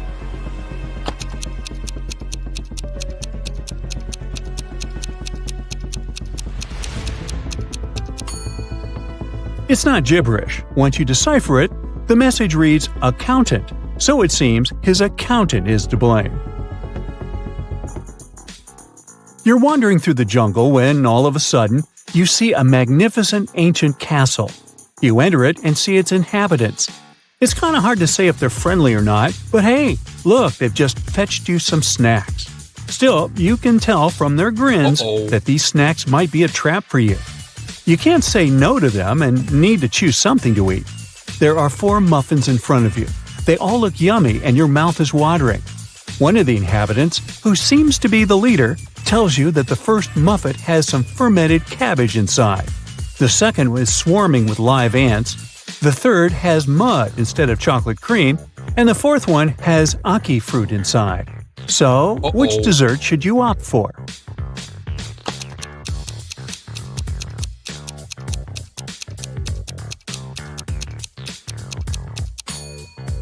A muffin with fermented cabbage may sound weird, but it's safe to eat. You've tried fermented cabbage, aka kimchi, before and you loved it. For those who love unusual stuff, the 4th muffin is okay too. Ackee fruit is delicious when cooked properly. As for the ants and mud muffins, I'd pass. Lucy is a nail technician. Her services are free to anyone who wants to set up an appointment. However, most people still end up paying her. How so?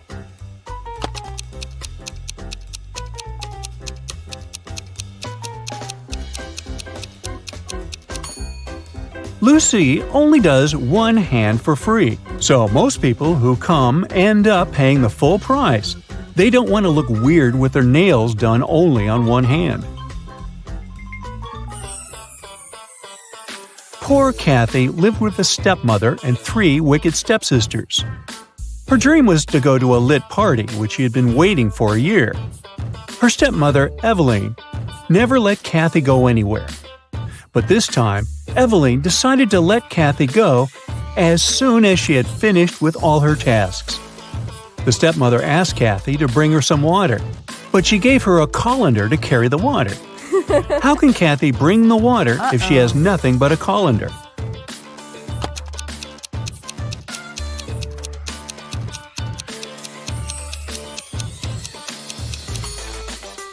Kathy needs to freeze some water and put it in the colander. It'll take some time to melt. When Eveline gets that colander full of ice, technically, it'll be full of water. Jeremy got lost while driving, so he found the nearest town and decided to spend the night in a hotel. After checking in, he went to the restaurant.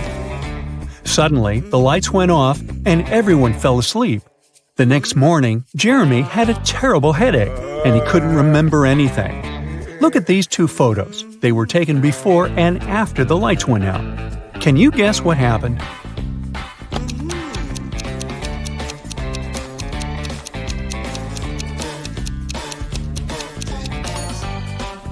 Look, there are some balloons in the first photo, but none in the second one. They must have been filled with sleeping gas. Someone wanted everyone to sleep. Jenny went grocery shopping and bought a lot of milk, yogurt, meat, and cheese. When she came back home, she realized that she had nowhere to store all these products as her fridge was already full. How can she save all the food she bought?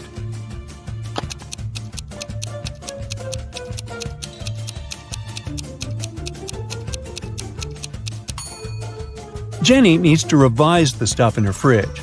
Look, there's a pack of rice, some chips, and even cookies.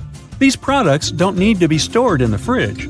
Once she takes them out of the fridge, she'll have enough space to store the dairy products and meat she bought.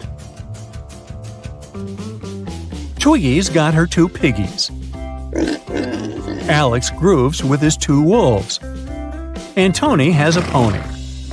They're all on the shore of a vast and dangerous river.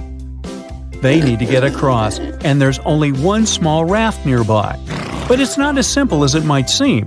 There are 5 rules the guys need to follow. Rule number 1, the raft can only carry 2 of them. Number 2, only humans can row. Number 3, the piggies can't ride with Alex unless Twiggy is around. Number 4, the wolves can't ride with Twiggy without Alex. And finally, number 5, the pony can only ride with Tony. How can they all get across?